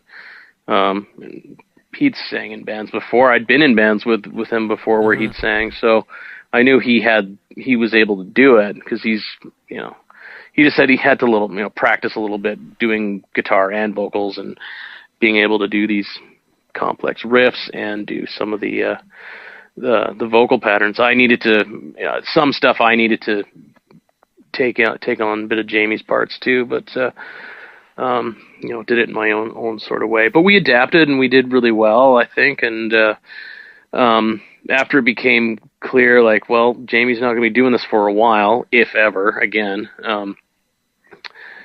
And we just kind of soldiered on, not really thinking too much about it, because we thought we were doing fine. We weren't struggling. People were like naturally curious about where he was and how he was doing, and if he was coming back. We're just like, yeah, this is what's going on. And the reactions were very encouraging, though. And they're saying, well, we like his vocals, we miss him, but you guys certainly sound great still.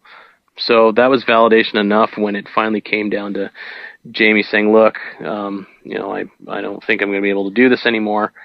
And we said, okay.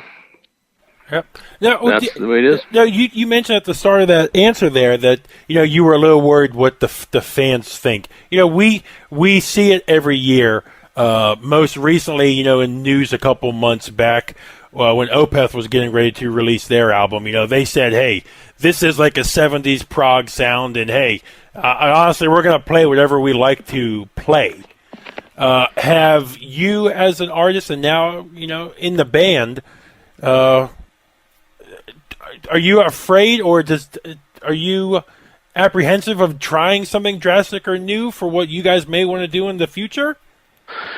Not really. I used to be about the way certain song ideas were presented. I used to think like, oh, well, that's not really, our style. That's a little more outside the box. But, ultimately, we wanted to give it a shot. We didn't want to pigeonhole ourselves into sounding a certain way. I mean, I think you can listen to all our records and think and find like, okay, that's, it's 3 Inches of Blood, but yet each album is kind of has its own sound in a way. So some people have heard some songs that may be a little bit different, like like Infinite Legions on Fire Up the Blades has like lots of blast beats. That was just something that that was another song we were just kind of wrote in pre-production, and we needed some more songs. So someone just started jamming out a riff, and just things kind of went from there, and it ended up being more of a fast kind of, like it's blast beats. Like we don't really we're not really known for doing blast beats. No. Yeah, and then you've got a song like Preacher's Daughter off Here Waits Thy Doom, which is very more, rock and roll, a little more. I don't know. But it's definitely something that stands out from songs on that record and even on any other song we've done. So, but then people will tell us, "Oh, I love this song. This is my favorite song off that record," or "This is my favorite song that you've done." So, from a whole song, even little ideas like Justin wanting to bring in some keyboards, that never really bothered me. I've always liked the sound of keyboards. I know the kind of place he was coming from when he first said, "Oh, I want to put some heavy keyboards in here, a la John Lord, Deep Purple." So I was like, okay, that'd probably sound pretty cool. So we've always tried. We've ended up putting some on the past few records, and people responded well to it. So nothing's really backfired and blown up in our faces in that respect. So yeah, why? And they're thinking about speaking about songs throughout the disc. Why hasn't the NHL contacted you guys to have "Leave It on the Ice" be the anthem for the frickin' NHL? Well, how they, this whole debate about taking fighting out of the game is one of the. What is your personal take on it? It's gotta be there. It's part of the entertainment value. Okay. Yeah. And it's yeah. I mean, it's something no other sport really has. And when it happens, it's not like, oh shit, they're like, you're like, yeah, okay, fight, and it's usually pretty short anyway, which kind of sucks. But it really gets the crowd amped up. It gets the team amped up. That's another reason why they do it. I mean, I don't really like the staged fighting where they're just kind of like, okay, and then, are we going to do this? Exactly. We're going to do this. I like the fighting to be a result of something like a dirty hit, or like, you slew foot the goalie or something like that, and then a fight breaks out. Then it's like, retribution. It's not just like, okay, let's give these guys a show, or we need to get our teams fired up. So hey, let's you and me fight. Yeah, I mean, I still like seeing it regardless, but the motivation or the reason behind a particular fight may not be quite. Hey, I don't have a problem watching stupid George Peros get his face bashed in a couple times. Yeah, there's some guys who you just like to see go at it. Now, over the years, I guess a couple more questions. I'll let you go. The music industry as a whole has totally changed. With you know it way better than I do. Now we live in this age where people, except it seems metal fans, but people are buying singles here. They're doing streaming stuff. What is your whole take on where the industry is going now? And are you guys on board with whatever? Ultimately, you're at the record label's discretion, right? Mm-hmm. I guess so. Honestly, whatever our next release is, I kind of hope it doesn't come out on CD. Oh, wow. Okay. Because I don't really see the point anymore. People are just they're either going to download it, or they're just going to rip it on their computer and throw it on their iPod or whatever. And like how many people who listens to CDs at home anymore? I mean, I don't have a CD player in my house. Nope.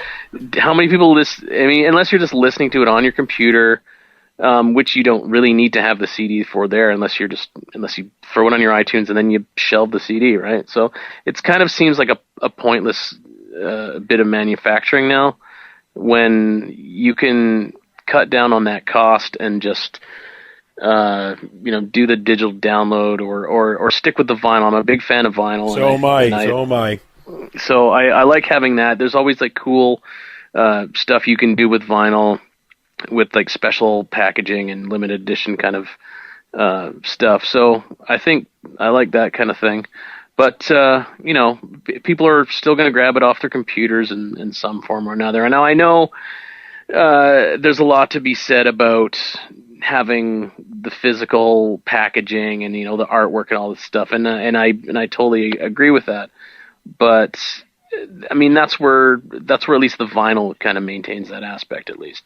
Better sound quality, yeah. And you get the download copy when you want to take it on the go, and you got the nice audio quality when you're sitting there at the house and you want to look through it on the couch. Yeah, exactly. So that's sort of where my stand on it. Okay. As long as the vinyl's still there, that's always going to be something cool. And even if people are just like, oh, but I don't have a record player, and then it's like, well, it comes with a download card, which most of the time it does now. It's like, you got a record player, you at least got the artwork, you got something cool to look at, and maybe, especially like if you get a record early on in its release, then sometimes the first press will be on like colored vinyl, or it'll be like hand numbered, or picture disc, or something special about it right off the bat.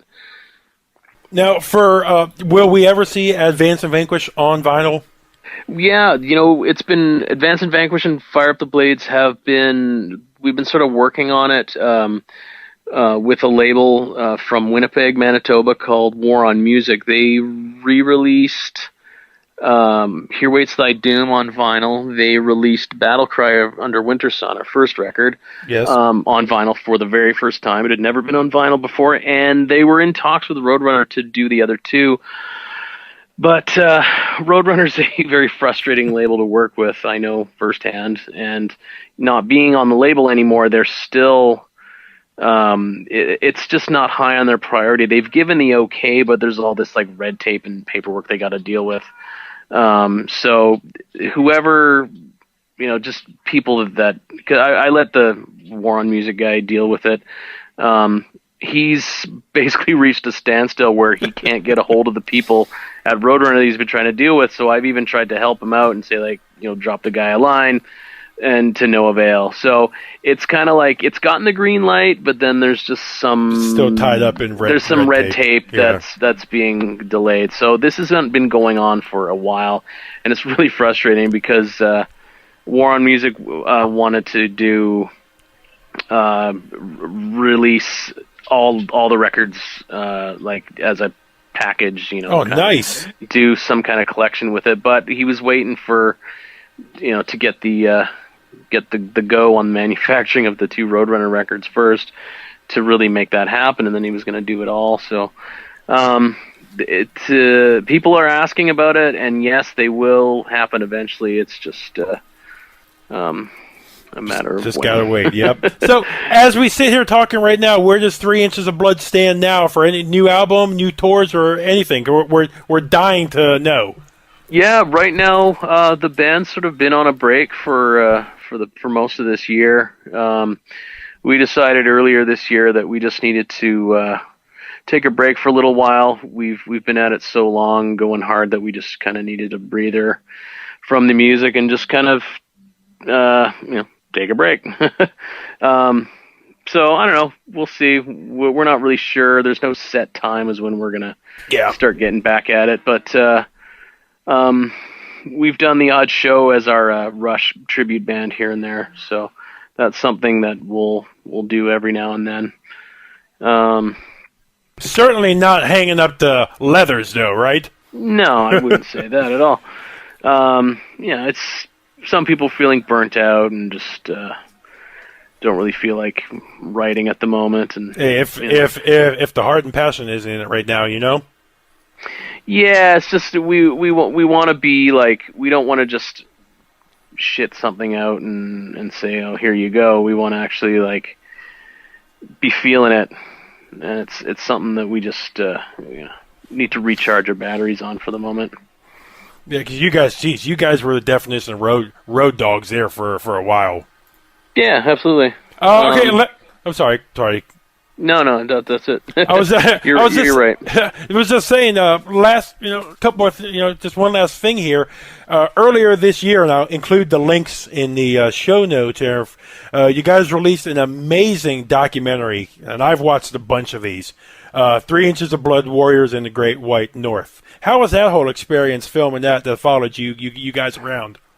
That was really interesting. We've never really had somebody travel with us for any purpose other than working for being like a road guy, like a sound guy or tour manager, that kind of thing. We just our buddy Tom McLeod, he just one day was like, "Hey, I want to make a documentary about you guys." And we're like, "Oh, okay." What are you thinking? And he's like, "Yeah, I want to follow you guys on a tour." And we're like, "All right." So the more we talked about it, the more it seemed kind of a neat idea. And he's just like, "Yeah, I just want to make a documentary on you guys." And it was totally his thing. He did a little bit of crowdfunding for it, and say, "Okay, well, why don't you just come out on this Canadian tour?" So he flew out east and met up with us in Quebec, and then just drove home with us from east back to west, and it was on a really cool tour. It was a really cool time for us, especially in terms of our hometown hockey team. That was during their Cinderella run through the playoffs, which ended quite. I was not going to say anything, but I was not going to say anything. Yeah. It's not, even to this day, sportscasters here kind of refer to it as, well, that time. And but anyway, yeah, it was a really neat time. It was as long as you didn't take a brick through a window, No, I live far from downtown, but I could see the smoke rising from downtown. It was interesting. But yeah, it was pretty rough. But no, the tour itself was great. We were on tour with an awesome band, Cancer Bats, and one of the funner Canadian tours we've ever done.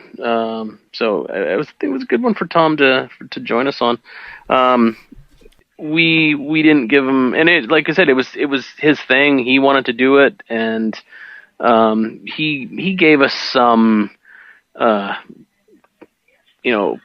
power of editing ability over it. If there's he would do a draft, and then we'd watch it, and he's like, if there's anything you don't like, anything you're about the way you're being portrayed, then absolutely. So that was really cool. So, but ultimately it was his thing, and he did it, and then.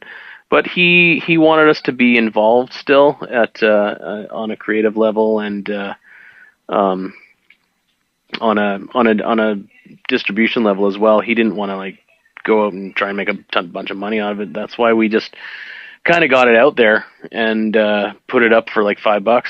Yeah, again, I'll put the link there for everybody. $5. The thing that strikes me about this is the like a traveling junior hockey team. The camaraderie between you and the guys is just, it shines through in that. Yeah, we're a pretty tight-knit bunch of guys. We've, a lot of bands might not get along or, have fist fights and what. We've never been really like that. We've always been pretty level-headed. We have our opinions, but we all face the same hardships while we're out there, but we all persevere, and we know how to settle our differences pretty quickly and talk things out. And we know we're all doing it for the same greater good. And that being, our performance and our fans and so forth. Well, Cam, with that, I'll let you go, brother. I truly, from, joining me here in the podcast, to me personally, is my favorite singer today in metal. Thank you for giving me your time. No problem. Appreciate you having me. And again, guys, follow Cam on Twitter. Follow him at Cam Pipes. Follow him on Instagram. He's very responsive. I've tried to talk crap to him about USA Hockey, and he always puts myself in my place and stuff. So Cam, thanks, man. Yeah, no problem. All right, so that was my interview with Cam. Sorry, if I got a little overly nervous and excited there. I'm just a huge fan of him, and I think more metalheads out there should need to be hearing what 3 Inches of Blood are doing. And I'm jealous because I wasn't included. You know, I'm just giving him a hard time here, but you know, it's like 7 o'clock, 8 o'clock on the day that he does the interview, and he just shoots me a text, and he's like, "Hey, I'm going to be doing an interview with Cam Pipes in a little while," and I'm like, "What about me, motherfucker? What about me? It's all about me, really." You know, and I was like, "All right, man, cool, do it," you know, but I'm a little bummed I didn't get to sit in on that. Yeah, as you heard, Cam is, you know, the band's had some ups and downs, but he still, you know, loves singing metal. And we talk about, as you heard, you know, Dungeons and Dragons for a little bit. A new Dungeons and Dragons came out this year. I will be picking it up and playing it with my brother in a month or so. So it was a fun interview. So glad you guys enjoyed it. If you didn't like it, shoot me a message. George is at Disciple OV Metal on Twitter. I'm at Opeth Fan. Shoot us an email, George at We Are Metalheads or Buke at wearemetalheads.com. But what are we going into now? Now we've got an indie band that we want to cover. The drummer for this band emailed me a couple of weeks ago, sent me their album. I get stuff like this all the time. Unfortunately, I can't listen to all of it, but in this case, I had a few moments, I popped it on, and what I heard I liked enough that made me want to hear more. So ultimately, I asked him to send me a copy of the album. I downloaded it, I listened to it, and I think it's actually pretty great. So we're going to play you a couple songs from the album today. The band is called Goathanger. They're from Australia, and the album is called The Hook. It's kind of cool. Their logo, like their name, is basically 2 coat hangers, one on top of the other in such a way that the coat hangers look like the goat head pentagram, sort of. And I'm like, oh, you know, it's kind of funny. And I wasn't sure what I was going to think of something like that. Is it going to be really kind of goofy? Or, I mean, because they have a song called, like, Suck My Balls or something like that. But listening to it, I was pretty impressed. It has a real kind of groove metal, almost Pantera-ish kind of sound to it. And like I told you last night, it's a timeless classic metal sound. yeah. Very accessible. Yes. So, you know, it was just real easy for me to get hooked on this album. So we're going to play a couple songs. We're going to play you one now, and then we'll play you another one at the end of the show. Let's start off with that timeless classic love song called Emma, You Bloated Whore.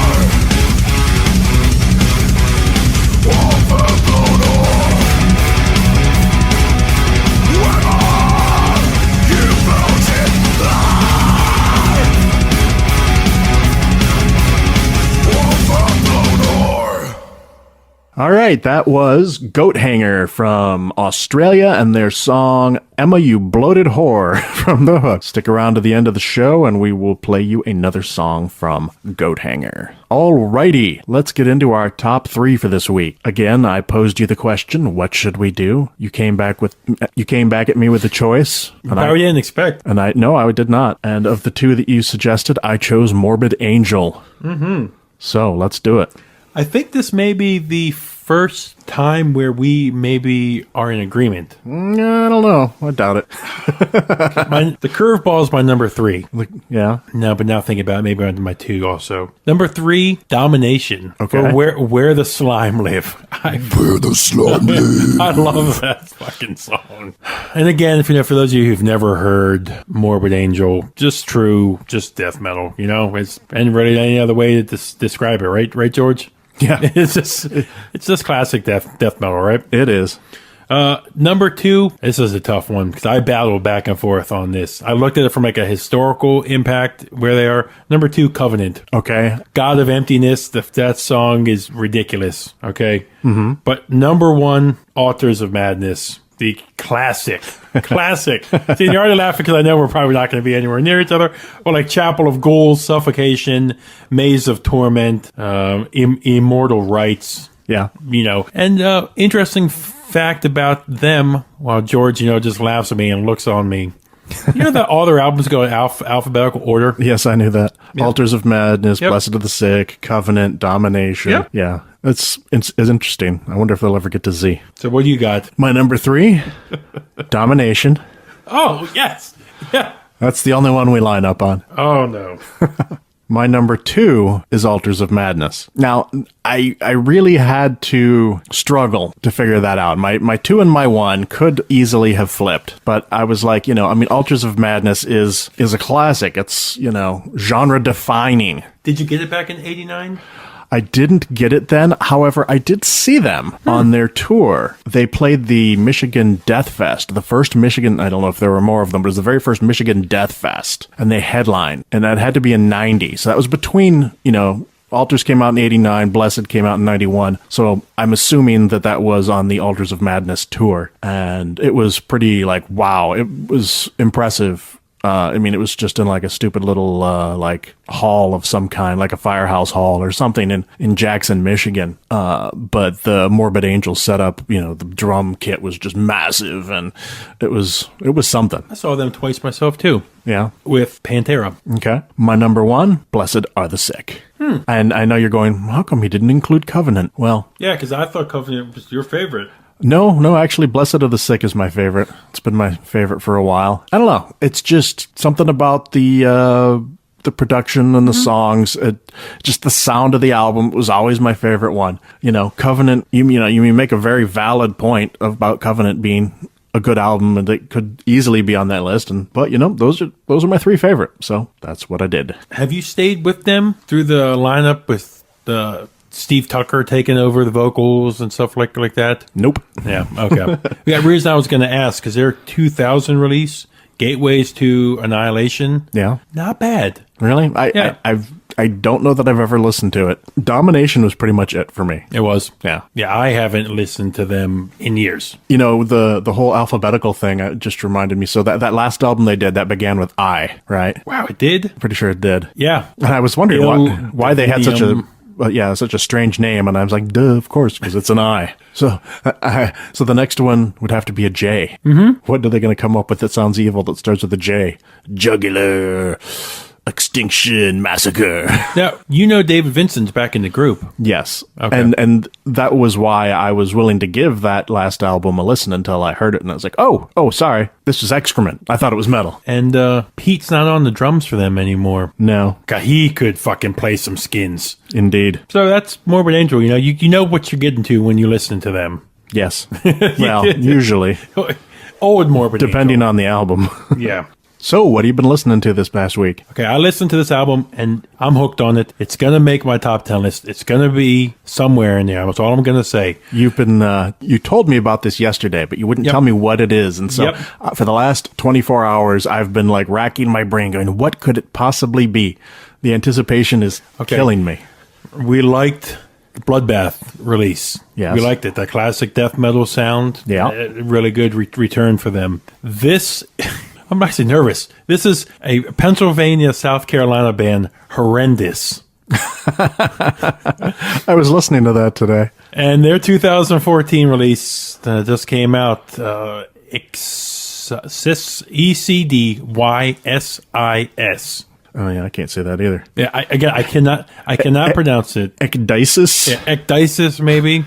ECDYSIS. Yeah. What the fuck? Killer album art, by the way. Yeah, the album art's pretty good.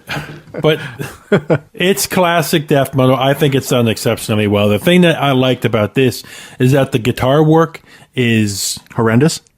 I'm just kidding. Kidding. I know. That was good though. It's really technical. I was getting sounds, and there'd be on my list too. Revocation.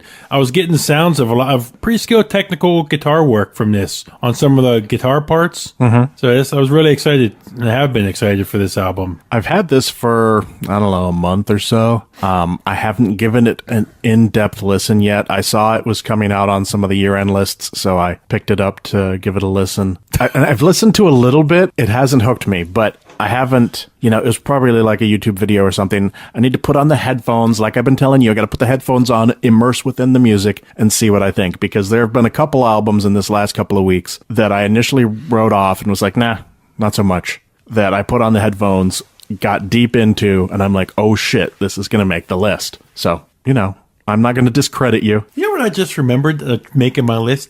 That freaking Rigor Mortis album came out. Yes, I know. That better be on there somewhere. Man, I just forgot about that bad boy making my list the other day. Yeah, there's those two guys from Texas that we know that I was surprised to see that the Rigor Mortis did not make their list. Yes. I was like, what? Huh. Well, Interesting. A lot of interesting lists out there. Some of them I agree with. Most of them I think are shit. And again, the nice thing I like about this list is it's us. Our tastes are really going to shine. It's going to be clear on my end of the year list. No black metal is going to be on it. As much as I like to bash, like I was just bashing and saying there's a bunch of shit lists out there. As much as I like to do that, that's done in fun. Yeah, it is. It's always done in fun. Because you always got to keep in mind that these lists are subjective to the people that are listening to them. I like what I like, you like what you like, and there's no telling the other person that they're right or they're wrong because that's what it is. You like what you like. So would you ever, not to get away from you doing what you're listening to, would you ever would you ever like, I know there is a Grammy for heavy metal, but it means nothing. They don't even put it on the show anymore. It's not even worth the paper that the nomination's read off of. Mm-hmm. Would you ever want to see like a real industry award like that has some weight to it? You mean like the Golden Gods?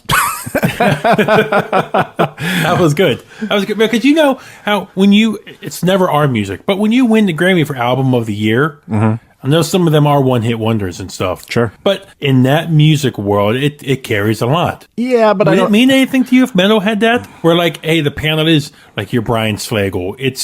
It's your... If it were people like Brian Slagle that were picking the releases, it might have some meaning to me. But I mean, it's just like the Rock and Roll Hall of Fame being a joke, It's like, oh, you included, somebody that's not even rock, in it. Okay, fine. It's like, I'm not going to say the band that we were talking about before the show started, somebody that made a number one on a list that I said, that's not metal. It's fine that person likes that band enough to put it as number one on their list. I'm not going to berate them for it. Personally, I don't consider it metal. It's like when Jethro Tull beat out Metallica at the Grammys. And everybody's like, but Jethro Tull's not metal. Yeah, well, same case here. This band that took this number one spot, I don't consider them metal. I consider it pop music with a double bass and a distorted guitar. It's otherwise, you could, like I said, you could drop out the drums, drop out the guitars, remix it with a drum machine and a keyboard, and the vocals would work just fine as a pop song. So, and this applies to like video games, buddy. You look at when they do end of the year video game reviews, mm-hmm. Lists. I'm sorry, you might not be a first person shooter. I may be a first person shooter fan. Right. Yeah. So where's the common ground that we find? Exactly. I don't like black metal. You like black metal. It's the greatest black metal album this year could have ever been released. To me, Well, this week's Convincing Buke, I am going to work you with some black metal. Okay. So what were you listening to? But what I was listening to, I have two of them. I'll start with the first one. The first one is something that you might like. It's a band from New Zealand called The House of Capricorn. And their album Morning Star Rise. And this is one that I just finally heard this past week. It's going to be on the list somewhere. My list is going to have to be more than 50. It's just going to have to be. It's kind of Doom, but it's like quicker. You know, it's not slow like Doom. It's kind of mid-paced to even fast at times with clean vocals. You know, maybe a little stoner, but it's heavy metal with relatively clean vocals, and I dig it a lot. So that's the first thing I was listening to this week. The second thing I was listening to this week is also going to be The Convincing Buke. Okay. And they're a black metal band from, I want to say Colorado, Denver perhaps. I forgot to look it up. They're on Prosthetic Records. It's a very much contemporary sounding black metal, and the band is called Wayfarer, and the album is Children of the Iron Age. Unfortunately, I could only find 2 songs from the album on YouTube, so for those of you following along on Facebook, there's only going to be 2 songs. I have provided Buke with the entire album, so he can listen to... And I will. He can listen to these 2 songs and more to make his evaluation. Now, Wayfarer... They have sort of a classic black metal style in terms of music, but the music is really good. The vocals are harsh, but it's got a pretty clean, modern-sounding production. The execution and arrangement is a bit more contemporary, and so I feel that you might be able to get into this, because the songs are kind of long, and the music itself is just badass, and that's what I'm hanging my hat on here, is that you're going to listen to this and think the music is really cool, and the vocals, well... True classic black metal vocals? They're harsh. I mean, it's not... I don't think it's quite as screechy. Because that's the turnoff to me. It's always been with black metal. Just, to give some history for the Convincing Buke, is that, like, putting on Mayhem and stuff like that. It's that screechy, Yeah, I don't think of it as quite that screechy. It's a little more... You might even consider it more death. But the 2 songs that I've got that I'm going to be putting up on Facebook are the title track, Children of the Iron Age, and another song called A Place Among Stars. So, your mission is to listen to Children of the Iron Age by Wayfarer, and next time we will find out, can Buke like a black metal album? Because I will admit, because the only black metal up to this point is a symphonic black metal trend that was happening in the 2000s, like like Dimmu was doing for a while. So, yep, I'm hoping that this might be the gateway drug that we can back you into gently into some black metal, get you started out. Do you think you can never start anybody with black metal? You got to start somewhere. I mean, I started somewhere. Everybody started somewhere. So we'll see. We will see. I'm only about 50-50. I really think this could go either way. I think you might dig the music, but on the other hand, sometimes you just don't hear what I hear. So we'll see. All right. What's your classic for this week? You talked about them earlier in the lyric video. This is, as I wait for Wikipedia to pop up, this is a 1992 release from Blind Guardian. They're Somewhere Far Beyond. Right on. This is when Tales from a Twilight World came out in 1990. This is when Blind Guardian's really starting to get the gears turning on the power metal sound that they would, really hit their peak, I think, for Imaginations from the Other Side, which would follow 3 years later. But this album has the classic, crowd live performance loving the Bard song. Yeah. It's their 4th album. Again, if you want to, see classic power metal and what power metal has really evolved into now from when it left the 80s and started, to really go into the 90s and stuff. This is a great album. This is before, I think, what George was talking about earlier, Blind Guardian started to kind of get old. Like, you had heard it many times before. It's not my favorite Blind Guardian, but I do love the Bard song, so Excellent. I wanted to go with that. Well, I sort of neglected to... It's okay. You're busy. Spend some time. Yeah, it's been an incredibly busy week, and I forgot to come up with a classic. So as we've been going through the podcast today, I've been sort of frantically looking for something that sort of fits the classic category that I could talk about today. And I just came up with something, another album that just turned 30 years old a couple months ago. Not the biggest album from this band, but this was sort of an album that re-jump-started their career in the 80s. This is Perfect Strangers by Deep Purple. I love that album. Wow. That was actually, 84, that's like right around when I started getting into metal. Mm-hmm. Perfect Stranger's not like a huge metal album, you know. I mean, it's more of a hard rock album these days, but it brought back Ian Gillan, Richie Blackmore, you know, the whole Mark II lineup. I'm pretty sure. I'd have to double check that, but it was their 80s comeback album, and, you know, had songs like Knocking on Your Back Door. Oh, man, I love that song. Under the Gun, Nobody's Home. Do you know how many times I see this album in the record store and I pass it? Oh, man. It's funny because when the album came out, the title track, Perfect Strangers, didn't really, that was like one of the songs that I would skip over. And God knows why. I guess my taste hadn't evolved enough to understand it yet. But now, Perfect Strangers, the song, is like my favorite song off that album. It's badass, you know. Richie Blackmore, John Lord, you know, fucking A. Yeah. Roger Glover. Yeah, Ian Pace. It is the classic Mach 2 lineup. So it was just a great album. And then the one that came after that too, House of Blue Light, another great, you know, middle era album. You think kids today listen to Deep Purple and realize how amazing they are? No, you know, I bet you that, you know, if they even know the band, they're like, oh yeah, Smoke on the Water. Yep. Or what are the other ones they play on the radio? Space Truckin', and one of my personal favorites, Woman from Tokyo. That's a big one. Yeah, you know, if you're looking to get into the Purple, Perfect Strangers isn't a bad place to start. That's where I started. Look where I am now. Like Joe Elliott from Def Leppard said, in 1971, there were only 3 bands that mattered: Zeppelin, Sabbath, and Deep Purple. Hell yeah, man. Yeah, I mean, Purple was not as big over here as it was in Europe.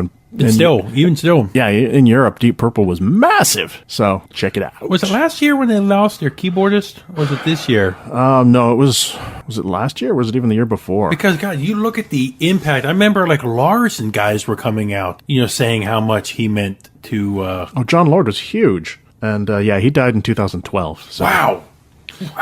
Yeah, huge loss. I cried when John Lord died. What a great pull. That was man, I passed on that album. Yeah, no, definitely you should get that. All right, well, we're just about ready to wrap up the episode. We're gonna fun today. Yeah, it was definitely went a lot longer than I thought it was going to, given the lack of news and releases. But we're getting ready to play you another song from Goathanger. But before we do, I just wanted to thank Cam for the time he gave me for the interview. Again, to check out the documentary from them. If you need a place to start with 3 Inches of Blood, I would highly recommend Advance and Vanquish. I have not been that excited for an album in 20 years or so I've been listening to metal, and their most recent album, Long Live Heavy Metal, came out last year, I believe. Maybe 2 years ago. Yeah, 2 years ago now. Yes, 2 years ago now. I apologize, Cam. But Long Live Heavy Metal, their most recent album, you can see where the band's evolved to, and they're still rocking. So thanks, Cam. Yep. And of course, like he said, make sure to check us out. Facebook, check us out on Twitter. I'm Disciple OV Metal. At Opeth Fan. And of course, Metalheads Pod. Check us out on Stitcher, on YouTube, and of course, at wearemetalheads.com. All right, let's wrap this episode up with another song from Goathanger, the Australian band, from their album The Hook. This is Mortem Autopsy. See you next time.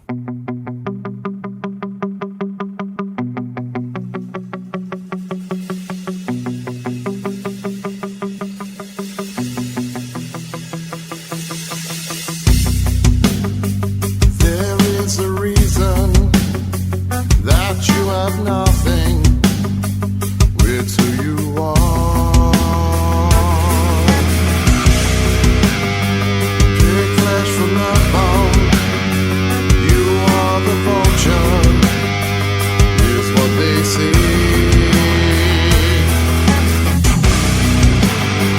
Broken and gutted, one shell of a man. With who I am.